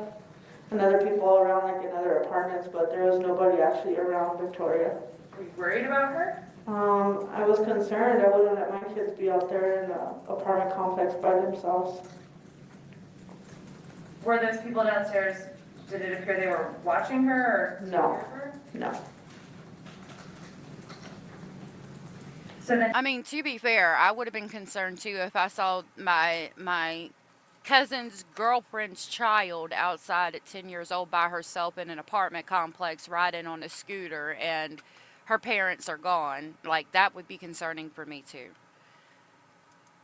Tell me what happened from then. What did you do? Let's go back to that. I told Victoria to come inside. Victoria talked to the two girls, the two women that were at the stairs about her birthday, and we went back inside. I gave her some sunflower seeds that I had in my purse, and the remote, and she was watching cartoons and doing her homework.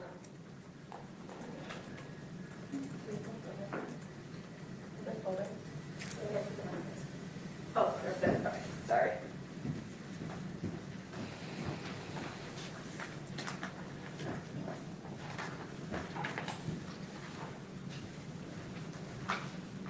You said that you saw some neighbors on the stairs? Yes. Didn't show you stage 4. Are you talking about these stairs? Yes. Okay. They're to the right hand side. They were over here? I'm on the bottom. They were down here. Yes. And how long, what did you talked about a birthday? How long did you talk to them for? I actually didn't really talk to them. Victoria was talking to them about her birthday and what she wanted. And they asked her what she wanted, and she was like, oh, just whatever. She's just being a kid, you know? So, I don't know, like I have to click on another page. I'm going to assume y'all see my mouse, but I'll try to describe it. I know the apartment from the news footage is over here going to be to the left. Like this whole area here is their apartment.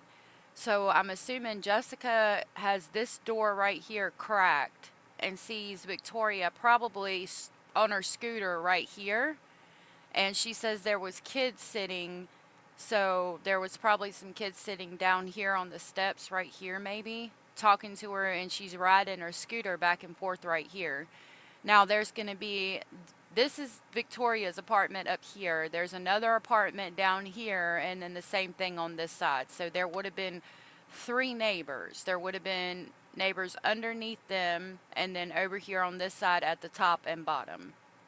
So I'm assuming some other children, probably the neighbors' children, that we've listened to the audio from, and I will have that audio out probably in the morning. Her children were probably sitting down here talking to Victoria, and again, Victoria would have been, because the only place to ride the scooter would be this little sidewalk area right here. And that means that when Fabian and Michelle were sitting outside in the car listening to music, they said she drove a Buick. So Fabian and Michelle would have been this. I'm assuming this is her car because it's a Buick. And I don't know if you're sitting down here and the music's really loud and you've got the doors shut and the windows up, yet people outside the car are saying it's really loud. That means inside the car it's really, really loud. So even if the neighbors heard her scream, there is a chance that they might not have heard her scream. I hope they've changed their life for the better too. Veronica said, I wish they would just say, you know what, I fucked up royally and I'm willing to do time. No, they are still trying to get as little as possible. Where's the accountability? Good question. I'll never understand that. A lot of people don't take accountability for when they mess up. Like, I don't know. I personally am under the belief of, like, you know, like, for instance, if I have something wrong, I'll say, oh, my bad, I misunderstood, or I misrepresented that unintentionally. Don't run with that because it's misinformation. Like, I don't understand why it's so hard to take accountability when you do something wrong, because nobody's perfect. And as long as you say, oh, wait a minute, I messed up, I apologize for that. I mean, I don't know why that's so hard for some people, but it is. Abella said, can't expect any from these people, in my opinion. Amy said, so when she got off the bus, she did have her scooter with her. Well, I mean, you know, considering a scooter is an outside toy, maybe it's left outside the door here, or maybe she left it down here in one of these areas, maybe even in the rock area right here. Considering that it's an outside toy, but it is weird because most people in an apartment complex would keep like bicycles, scooters, and things like that probably put inside. So if it was inside, when did she go get it? I'm assuming it was outside, but I don't know. I could be wrong. Amy said, or did she walk home and the 2 kids outside were there and they had a scooter and she got on it for a second? That could be a possibility as well. Amy said they weren't there yet. They were at the brother's house. Yep. Fat girl said, hit the thumbs up, please. And I do appreciate you doing that. Did you tell the neighbors about what you gave her for her birthday? I believe I told her I gave her some money so she could get her a toy. Tell us about going inside. We went inside and I left the door cracked still. I was still paranoid. Victoria was watching cartoons and doing her homework and eating sunflower seeds. Where'd you get those sunflower seeds? I had them in my purse left over from my son's game. Because she didn't want like no snacks or anything. I was going to make her something to eat, but she wasn't hungry. So I was like, okay, well, here's some sunflower seeds. And she took them from me. How are you feeling at this point about sort of finding her alone? I was concerned. I didn't understand why they would just leave her outside like that and just take off. They never. Cecil Hotel, good to see you and thank you for being here. Cecil Hotel said, how does she afford such a nice large apartment? No one works and everybody's on substances, poor children. If I had to guess, I would say maybe it's a income-based apartment. Sometimes they have those. Considering that she's a single mother of 2 children, she would probably qualify. I don't know how long the waiting list would have been. And she does have a job. Her parents are close by too. I don't know if they helped her with the rent. How could any drug have you do that crime to poor Victoria? Right? Trial is bonkers. Oh, is the Cecil Hotel that one that's haunted? I've wanted to go there.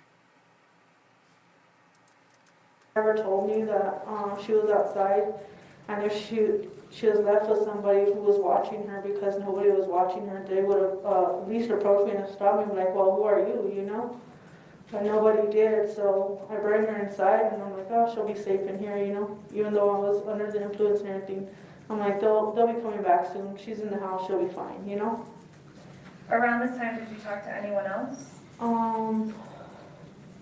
If you remember. I believe Nia called me. Who's Nia? Arnelia Williams, one of my friends. What did you talk to her about? I think she asked me about my job and stuff, and I'm not really too sure what we talked about, but I do remember talking to her. And I told her that I'll call her when I sobered up. Tell us what Victoria did after she had her snack and was she on the couch watching? Yeah, she was just on the couch. And what did she do after she was done with that? She went and got some pajamas on, and then she told me that she was going to go ahead and go to her room, that I could watch the TV in the living room. She had a TV in her room? Yeah. What did she do when she went in her room? Do you know? No, the door was cracked. I just thought she turned on the TV and just watched TV in her room. When she first came home, or when you first saw her, do you remember what she was wearing? I think she was wearing shorts and a top. How long was she in her room? She stayed in her room. What happened next? Some guy just shows up. I left the door open, so he like kind of walks in. Had you ever seen him before? I never seen him before, but I was like, I don't know who he is, but he came in like he knew the place, like he knew the house, you know? He knew the people of the house. And being that I just barely showed up, I didn't, So right now she's talking about the unknown male. I didn't question why he was there, you know? He did ask for a Fable, and I told him that he wasn't here. Who's Fabo? Fabian? The defendant? Yes. How did he ask for him? He asked, where's Fable? And I told him he wasn't here. And he was like, oh, well, who is? And I said, me and the girl. And I pointed to the room, and he like nodded, and then he went to the room. So I just figured he knew the little girl, and he knew the family. So I'm like, oh. You pointed to Victoria's room? Yes. And I ended up grabbing a cigarette and going to the balcony and smoking a cigarette, not thinking anything was going to happen. Okay, so this man comes up and like, where's Fabo, which is Fabian, and you say, I don't know, and he asks, who is here? Me and the little girl, and you pointed towards the little girl's room, and then he goes in the little girl's room. Like, I don't know, that's weird to me. Number one, me and the girl are here, but the girl is not Fabian's child. So why would this man be asking specifically for Fabian, yet go in to see Michelle's child? Fabian's been living there for 3 weeks. So again, it's not like he's a step parent figure that's been there for years. And why, what, I mean, that's like, if somebody did that to me, if I said, number one, if somebody's like, hey, is this person here? I'm like, no. They gonna ask me who is here. I'm probably gonna be like, why do you want to know? Why are you asking me that? Why does it matter? Fabian's not here, so I mean, I can tell him to call you when he gets back if you want to give me your number. But regardless, this person just goes into the room, grown ass man goes in a little girl's room, and you go outside to have a cigarette? Like, that doesn't make sense at all. Would you want somebody to do that to your child if you weren't there? Like, I don't think so. Yeah, she's on something weird or some mental shit, or she saw some shit in her head that didn't actually happen, and she took the place of this unknown male. I don't know. But then there's unknown male DNA, so what the hell did happen?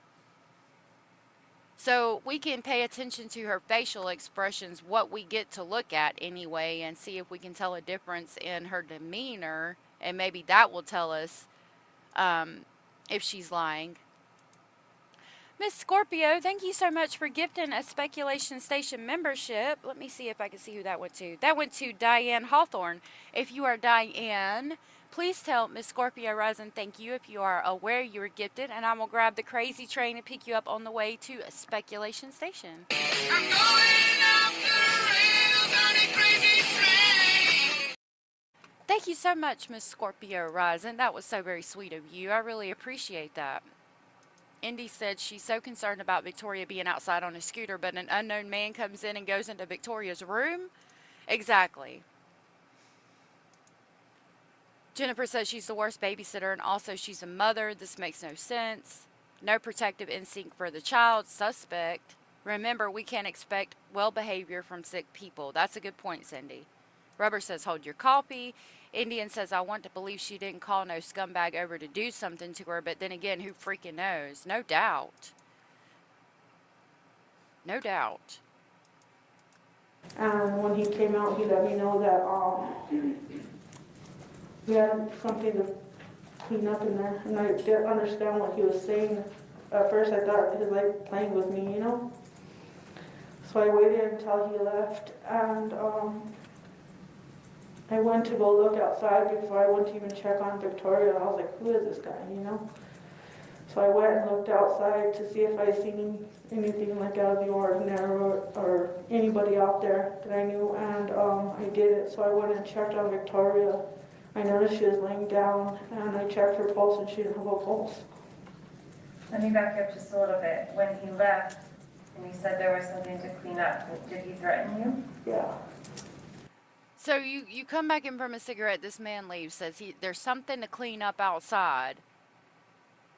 You go outside to see if there's something out of the ordinary, quote unquote. Now keep in mind, we just saw the steps. This person's going to have to walk all the way down the steps, and then that second little short step, and either disappear to the left or right of the apartment building, or go to the parking lot that's directly in front of the apartment. Yet, he says there's something you need to clean up, walks out, you look out and see nothing? Like, he didn't just evaporate, he would have had to go all the way down the stairs and then disappear somewhere. That doesn't make sense either. This guy could be the unknown male DNA, but I don't know, the story is just weird. Southern said that she was making money off Victoria. Indian said, was the male DNA found on her back? I can't remember if they said it was sweat or saliva. I don't know. I haven't looked that far. So let's see. Let's see.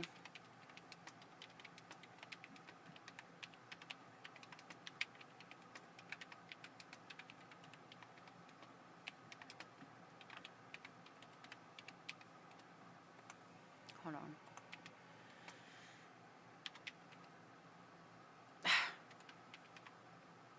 There we go. The unknown male DNA was found on Victoria Martin's neck and underneath her fingernails. The case was initially thought to involve Victoria's mother and her boyfriend, but DNA from an unidentified male assailant was discovered, leading to a new investigation.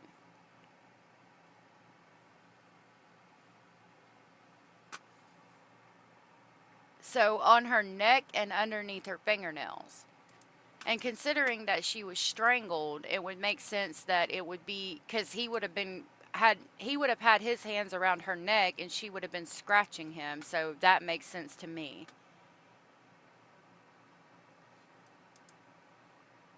This is where she's covering up, in my opinion, for someone that she knows. I think she definitely knows who it is. Also, her son was just in the apartment as well. I wonder if it could have been transferred.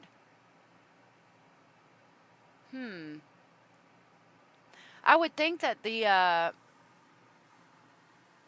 son's DNA probably would have been gotten, her brother's. Plus, it would probably show that it had some kind of DNA tied to her, if I had to guess.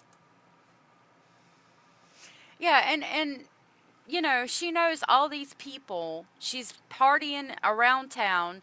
They're going, I mean, she said that Fabian and her grew up together. They're going this place, that place, over here and over yonder together. She knows all these people, Pee-wee and Sinner, and but you don't know who this person is? I don't believe it. I don't believe it. Linda said, I think there's a lot of gang members associated with this group, probably very scared to turn anyone in. I think it's a possibility.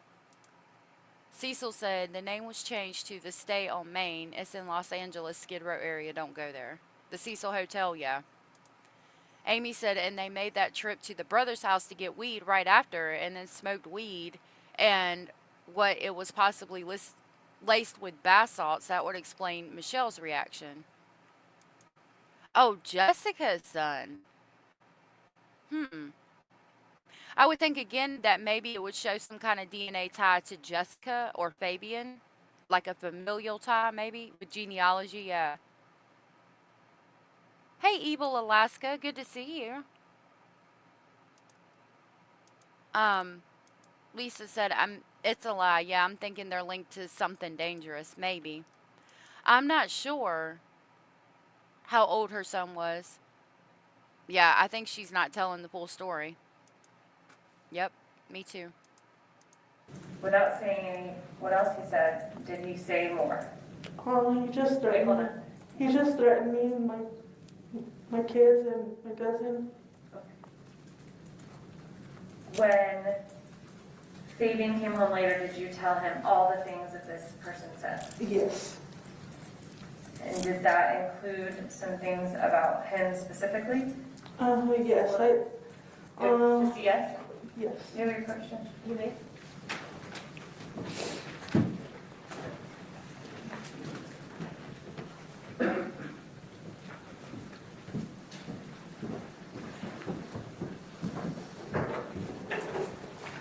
Alright, let's skip this part.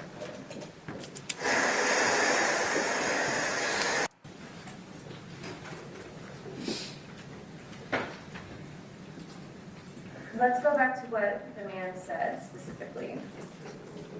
He came in and asked for a favor, and then went into Victoria's room. And when he came back out, specifically, tell us everything that he said. He told me that Fabian fucked up and he knows he did, and that we have a mess in there to clean up, and if I didn't get it done and let him know about it, then it's going to be my life and my kids and whoever is involved in that. Miss Kelly, we're not. So, okay, now you're saying that he says there's a mess to clean up, and if you don't do it, then I'm gonna kill you and your kids. Like, and you were afraid of that? Like, you don't know this man. You've never seen him before. So, what makes you think that he even knows who you are or your kids are? Because he knows Fabian and that's your cousin, maybe? Anything. Because he knows Fabian and Fabian is her cousin, therefore would be able to tell him where Jessica lives and her kids. I don't know, maybe. You're saying. So just slow down a little bit. Okay. And because your mask is a little more muffled, so just slow down and speak more clearly, please. Ask the question again, please. So tell us everything he said when he came out of the room. He said that Fabian fucked up. He knows he did. and there's a mess in there that me and Fabian have to clean up, and if not, it's going to be our lives and my kids' lives. And you had never seen this person before? No. Did you know what he was talking about when he said Fabian fucked up? No. Honestly, I just thought he was like messing around with me. So when I'm in You thought somebody was messing around with you who said Fabian fucked up, and if you don't clean this mess up, I'm going to kill you and your kids? Again, I'm not buying it. I'm not buying it. I think she knew the person. I think she sold the child. I think that could be, I think it could have been to get for more money, to get more substances, considering that she had money from this person, Willie, and she's meeting Martine and doing stuff on the couch with him. Like, I think she could have been, learn a lady of the night, to put it nicely. And for whatever reason, she sold Victoria, and it went too far, in my opinion. that high paranoid state, I think everybody's just messing with me.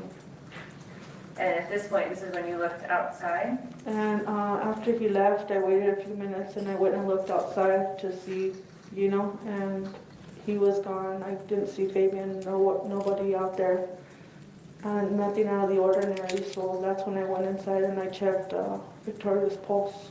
Do you know about what time that was when you looked outside? It seemed like the sun was starting to go down. And you didn't see anybody else? No. What did you do next? I got really scared and I waited until Fabian came home. Did you do anything with Victoria? No. Where was she in her room? In her room, she was laying on the floor in front of the TV. What position was she laying in? She was laying just flat on her back. How did she look? She just looked like she was sleeping.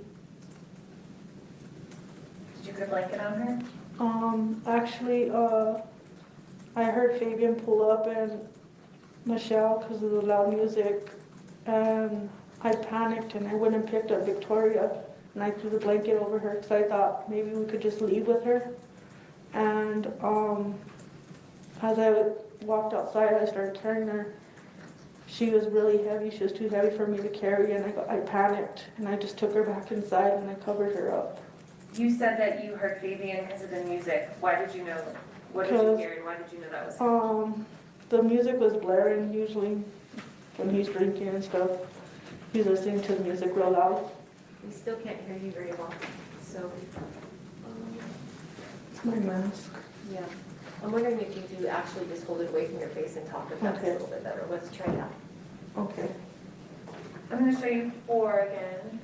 Are these the stairs that you're talking about? Yes. How far down did you get? Maybe 3 steps down.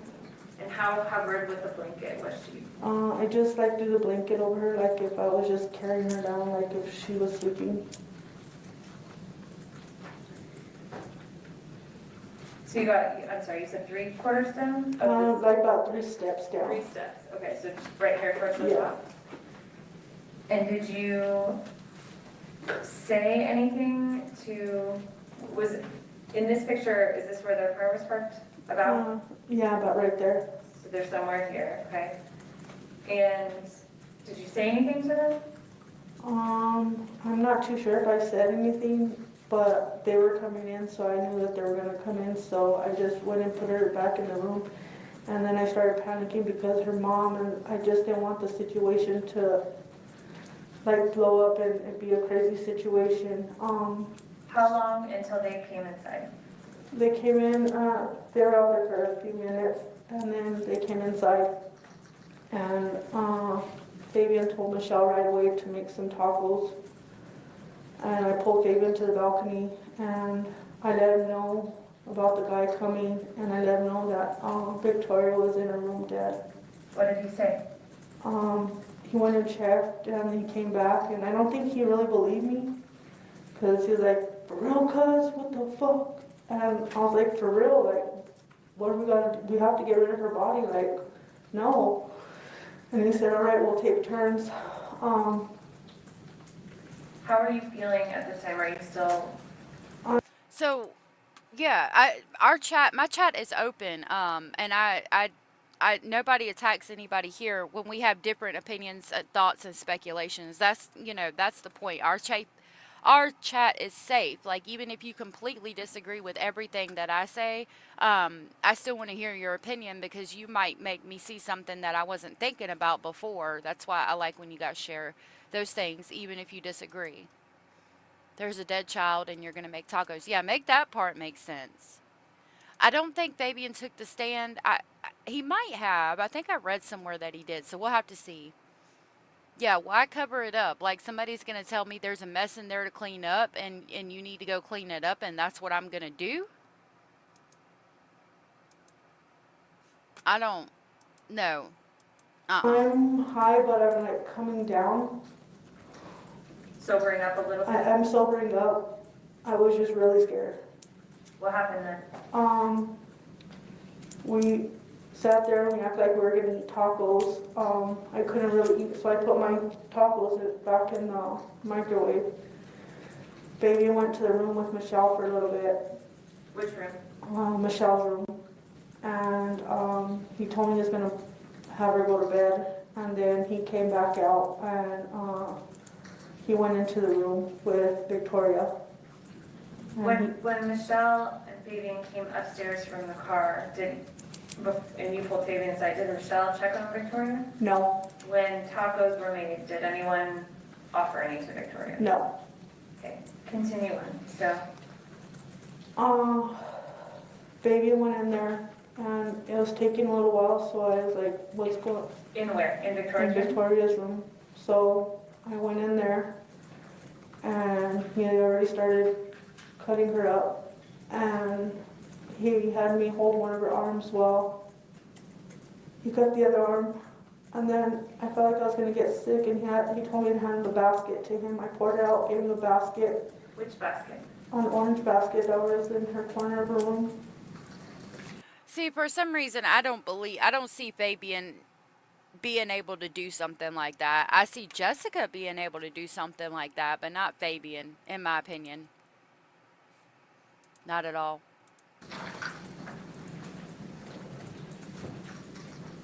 What was in the basket? Clothes. I'm sorry? Clothes. Hey, Steve Jacknet. Steve says, even after all this time, I'm none the wiser about what happened here. Me either. This is the very first time I've heard this young lady speak in a coherent fashion. Yeah, it's insane how different she's portraying herself to be. Cause of death was strangulation. Or suffocation. Strangulation or suffocation. Hold on, let me look it up.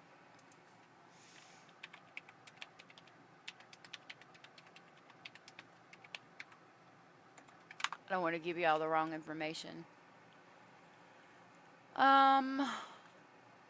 Well, hold on. According to investigators, okay, an autopsy revealed she had been sexually assaulted, strangled to death, then stabbed and dismembered.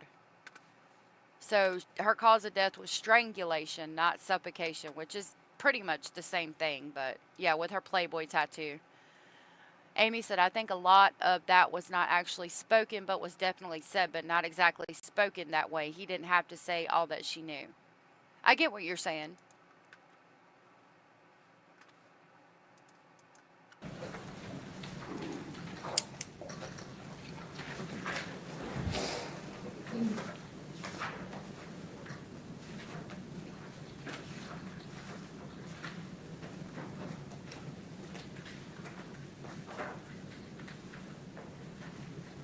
I'm going to show you 151. So this is the bed here. Is this the area where the basket was? Yes. Is this the contents of the basket that you Yeah. Okay. Do you recognize anything else in this photograph? That's the grandparents, and they're having to see the pictures they put up there. My heart goes out to them. Yeah, this is going to be hard.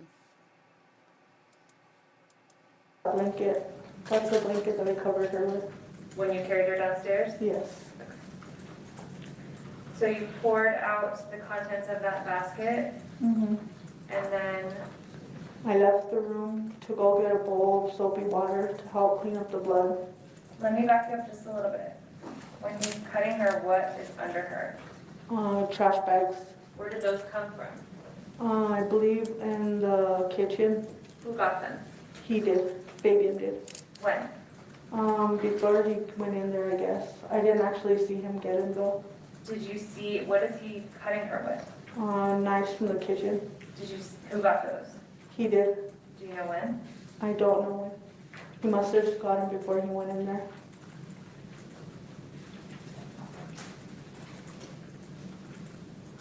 So you leave, you dump the basket out and you leave the basket in Victoria's room? Yes. Yeah, that's a good point, Miss Scorpio said. Fabian was the tiniest, and he had already begun getting his ass beat on Sunday, and by his baby mama, nonetheless. So, like, again, I don't think Jessica was scared of Fabian or anything that had to do with him at all whatsoever. And I damn sure don't think that if somebody come in and did do something and say it was in retaliation to Fabian, that Jessica would have started trying to dispose of the body. It would have been Fabian. She would have been like, that's not my issue. He didn't come here because of me. He came here because of you, so you figure it out. I mean, yeah, and that's another thing. Like, how do we go from dismembering anyone, especially a child? It's really sad. Start from there, where did you go? I went to the kitchen and I got a bowl of soapy water, a dish towel, and I just got some fresh air because I felt like I was going to get sick. And I went back in there with Fabian, and at that point he was cutting her in the middle. So what are you doing? What do you mean cutting her in the middle? He was cutting her in the middle of her chest, and he was like, "We got to make her look like it's not us." And I was like, "What the?" I was like, "Just get the fuck out of here. I'll finish it." And he was like, "Well, whatever then." How long was he in the room when you went out to the kitchen to get the bowl? You said you were getting some fresh air. How long did you leave for? Maybe 5 minutes. Not. So she says Fabian cuts her down the middle and says, we got to make it look like it wasn't us. I don't think that's Fabian. I think that's her and her methed out induced haze. Not long. I just had to find a bowl and Hey, some Brenda. soap and some water and everything. And when you get back, When I get back, that's when he's cutting her, and I told him I'll finish cleaning her up. And did she have, you said you cut the arms, where were those, do you know? they were in that basket with the bag. How do you know? Huh? How do you know they were in there, or how did you know? Because after I went in there, they were in there, and when I was cleaning up the blood and wrapping her body up, they were in that basket, and that basket I took it to the kitchen to take out when we took out her body. How was that, describe that bag inside for us. It was just a trash bag. Was it closed or open? It was like twisted. And who did that? Fabian. So that was just in the orange basket and you took it, and where did you put it exactly? I put it in the kitchen by the door, so when we went out, we could just take that with us. What's Fabian doing while you're moving that basket? He went back to the room with Michelle, and So the grandparents are in the audience, but the grandparents weren't there. They're having to look at the pictures, but they weren't there. This is sad, Rachel. It really is. Hope she screws up in prison and never gets out. Me too. Indian Taco said it will be interesting to see the forensics of this case. Like, did Fabian have Victoria's blood on him? You would think, right? Yeah, I think they said that the only blood that was on Fabian was Michelle, and the same for Michelle. Jessica, there was no DNA from Jessica or Fabian on Victoria, and I don't know how you cut up a body and there's no DNA on them. She was set on fire, but I don't know how that would destroy everybody's DNA that was in the house around the child. This sounds like a drug fest that went wrong, because why not call the cops once they knew the child was dead? Good point. Oh, Rachel, thank you for becoming a member. I really appreciate that. That was so very sweet and supportive of you. Thank you so much. I'll grab the crazy train and pick you up on the way to Speculation Station. I'm going off the rails on a crazy train. Thank you so very much, Rachel. That was so sweet of you. I really appreciate that. Yeah, the poor grandparents are always the one that suffer the most in all of these cases. Hey, Sarah. The DNA doesn't make any sense. It really doesn't. Like, I don't know how no DNA was on her. Abraham said, I don't think Fabian had a lot to do with this. I think the police hung on to that, and so did the audience. I think you got a point. And these folks are not rocket scientists, that's for damn sure. And I cleaned up all the blood and I wrapped up her body and What did you wrap her with? a sheet from the closet. When I was getting the sheet from the closet, I seen an iron and I set it on the kitchen table for when I was done. I was gonna kill Fabian and Michelle because I was afraid to come back to prison. I'm afraid of the whole situation, and I knew if I didn't get rid of her body, the repercussions would have been bad. Okay, so you didn't kill this child, but you helped dismember her, and then you get the iron out, and you're gonna kill the other two adults in the house because you don't want to go back to prison. Like, that doesn't make any motherfucking sense at all. I knew if I could get rid of her body that it would be okay. So again, I mean, you're telling on yourself there to me because you're telling me that what I think is that something happened and that you basically fed her to a pack of wolves, and then you're like, well, now I got to get rid of the body because I'm not going back to prison. And then you get rid of the body, and then you're like, now I got to kill the other two people in the house because they're witnesses. And that's something that you would do on meth. That's what it sounds like happened to me. Not somebody came in, killed this child. I have to help my cousin dispose and dismember this body, and he's helping me. And I didn't do any of that, and I didn't have nothing to do with that except for a little bit of helping him cut. But yet I'm going to kill them so I don't go back to prison. No, don't make sense whatsoever. Whatsoever. LJ said no tears, no remorse, no nothing. She's acting like it was nothing. It's unreal. It is unreal. Sounds like gang retaliation, and they were terrified to say who. They will get them in prison even. I mean, I think it's a possibility. Like being scared to say anything because, yeah, they would kill you in prison. But, I mean, yeah, to cover for someone doing this, like unknown male DNA, she knows who it is. I guarantee I'm almost willing to stake my life on the fact that she knows who this person is. That is meth brain for you. Right? Why do all this if not guilty of direct involvement? Exactly, Cecil. That woman is dead inside. A female Wade Wilson. I agree, Bella. I wonder if the iron still works. I don't.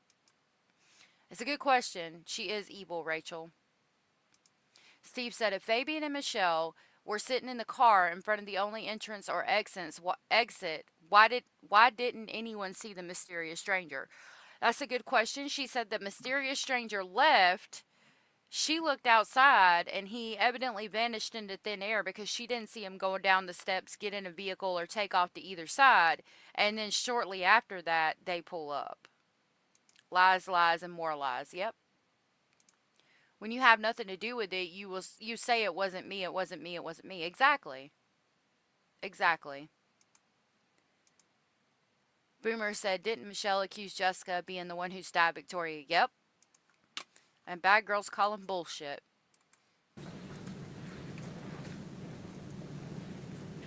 How long total did it take to cut her the way she was cut? 2 hours, I believe. Did you help with more than just the one arm? No. Did you see, you said you came in and he was cutting her in the middle, you mean her chest? How far, yes? Yes. How far into that was he? He was already in her chest with the bag on his hand. Describe that to me. What bag? Another bag on his hand? Like a trash bag. And Over he was his arm? over his hand and reaching in. and pulling out her heart. Did you see any? Okay, so that's why there was no DNA. They had bags over their hands pulling out. God, you heard what she said. California said, okay, help me out. All those awful things Michelle told detectives about SA, was that true? And was Jessica doing those horrible things also? I think Jessica might have been doing those horrible things. The things Michelle said were not true. Um, it looks like out of this testimony, we have about 6 minutes left. And as soon as this is over, I will play you a news clip that's going to tell you that all the things Michelle said was basically a lie. But yeah, I think they all had a hand in the abuse at the end. It is evil. It is evil. Like satanic almost. Anything else come out? No. How long did What? you stay in there? Oh, he had a bag over his hand and pulled the heart out, and nothing else came out. And you know that. You can answer definitively that nothing else came out, but you weren't there and you only helped cut off an arm. That doesn't make sense. You're lying. How would you know what came in or out? What was taken out of the child unless you were there the whole entire time? There at that point? I believe I stayed in there when he pulled it out, but that's when I started like cleaning up stuff, and Was he still doing stuff to her? no, he quit doing stuff to her, and he went and he washed his hands, I guess, and went in the room with Michelle to make sure she didn't come out. How long did it take you to clean the carpet? Probably about an hour. Where was Victoria when you did that? She was right there, laying right there. And when I was done cleaning her, I had her wrapped up and asked Fabian to help me move her into the bathtub. Did he help you? Yes. How, you said you got a sheet and she was wrapped in that. Was she wrapped in anything else? Just, I believe the bags, and I put her clothes back on her. What clothes did you put on her? Her pajamas that were laying right there. Where did you put those? I just put them on her.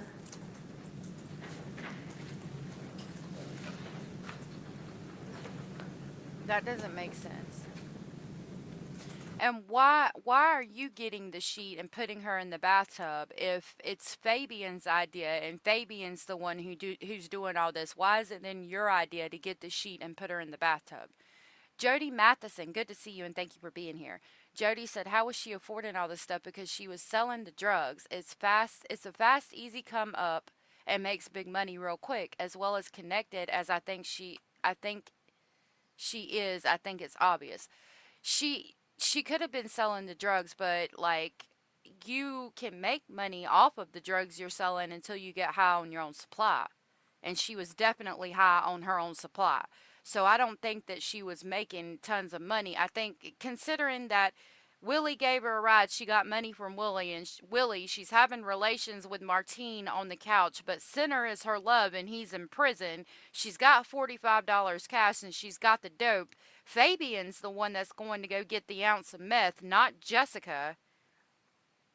I don't know. I mean, I think that she was using herself to make money. She's fresh out of prison, going out every night on the town. Possibly, yeah, she might could have gotten some substances and been selling it, but I think that she's tricking too. I could be wrong.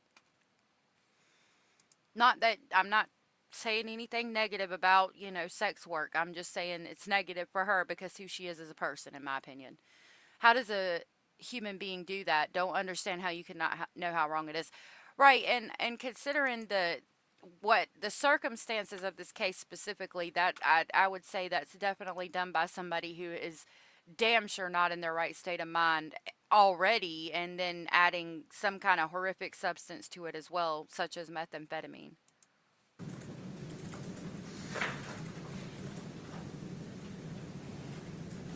Yeah, I would hope not the child, considering she has children herself. This is a good place to stop. This is probably a good place to stop. All right, we're going to take our lunch break. We'll see you back here at 1 o'clock. All right, I don't know how we're eating lunch after that. All right, let me show you about the Michelle, how we know Michelle's testimony was bullshit. I would hope that she wasn't trafficking the child, and I don't think, like, if she did, I don't think she would have done it while she was in the right state of mind. Maybe while she's on the methamphetamine she's got. I mean, and she says while she's in the jail bed that she lists her charges sexual contact with a minor. So I don't know. Okay, this is how we know Michelle Martin's, a lot of what she said was a lie. Fabian Gonzalez and Michelle Martins are no longer charged with the murder of 10-year-old Victoria Martins. We were forced to consider the possibility that Michelle Martins had falsely incriminated herself and Fabian Gonzalez in this heinous act. Target 7 looked through the transcripts of the interview Martins had with police after the girl's death, and we found some glaring contradictions. The detective asks her, "How did Victoria die? Do you know?" Michelle responds by saying she tasted the meth that was on the table. Later in that same interview, an investigator asks again, "How did they kill her, Michelle? How did they kill Victoria?" This time, Michelle says by stabbing her. They ask her once more later, "How did they kill your daughter?" And she says by raping her. The investigators didn't understand that answer, and she says they covered her mouth. Even the police asking the questions admit they don't understand why Martins is admitting to horrible crimes. They told her, "I guess sometimes I don't understand why you'll tell the truth on these big, huge things, but on little things you try to lie, and it makes no sense to me." Prosecutors hired a forensic psychiatrist named Dr. Michael Wellner, who said a combination of trauma, drug abuse, and suggestive questioning by police made Michelle Martins give them false statements. So it's pretty much verified that Michelle Martins gave false statements. And the reason is from trauma, drug use, and suggestive questioning by the police. Made admissions she felt were separating herself from the murder and the dismemberment, but in fact she was placing herself there. So that's how we know that it was like, it's hard because there has to be some truth in it, right? Like, you didn't just come up with all these crazy ass stories off the top of your head, but a lot of it's not true. First, she died of taking meth and tasting meth, and then she was raped to death, and then they covered her mouth. Now, they covered her mouth considering she died of strangulation. I mean, I guess you'd have to strangle or whatever. And I don't know, man. And then we find out there's no meth in her system at all whatsoever. So a lot of this, it's just icky, like Rubber said. It's just icky. So tomorrow we're going to talk about Jack and Lily Sullivan. Took me a minute. Yeah, who sodomized her? And possibly under duress because of threat of bad ties. Michelle on the spectrum sounds like someone masking. I think it's very possible that she's on the spectrum. Abraham said that's because they were telling her she was innocent and they knew it was all the other two. That's why she kept saying all these things. It makes sense too. So, yeah, it's like 5:30. I should have been cooking by now, so I'm going to have to go. Tomorrow we're going to discuss Jack and Lily Sullivan. I've been talking, and I'm going to continue to talk with some people that I know that are from the area, not necessarily very close to them, but from like Nova Scotia, Canada, and that area. I've got 2 people in mind that I'm going to talk to and get a better idea of how things work there. I'm going to pull together some news stories that will also give us through the night to see if anything is going to come of that, if they're going to find the children, what else is going on. I'm going to tell you my thoughts, opinions, and speculations on it. And then after we go through some news clips, and if I have somebody from the area come up, if they're able to, and we talk, I will open up the panel for you guys to come up and we can discuss it. I wanted to wait until Saturday so people are off work and have the ability to come up and we can just all sit around and discuss the case. Okay, I'm going to email you or we'll get together about tomorrow. And yeah, so we can discuss the case and share our thoughts, opinions, and speculations and see if we can kind of figure anything out. Um, yeah, it was nice, other than the horrid material. And then Monday we will continue with the trial. Sometimes being cheeky breaks the heartbreak of the case. It absolutely does. It absolutely does. Okay, Shraddha, I hope that you enjoy your travels, sweetheart, and be safe. I know that somebody else was going to Las Vegas. I think it was Carolina. I could be wrong though. Y'all have a great night too. Angela, y'all make it the best YouTube community, right? Like I could talk to myself until the cows come home, but I would be nothing without you guys. So thank you for that. Thank you for hanging out. Thank you for your support. I love you all. If nobody has told you, you are important, you are enough, you are special, and you are loved. And I will see y'all tomorrow at the same time. Y'all have a good night. I almost said y'all have a good knife. Y'all have a good night. Stay safe out there and tell your loved ones that you love them. All of you that ask for prayers, I will be praying for y'all tonight, and I will see y'all tomorrow. Bye.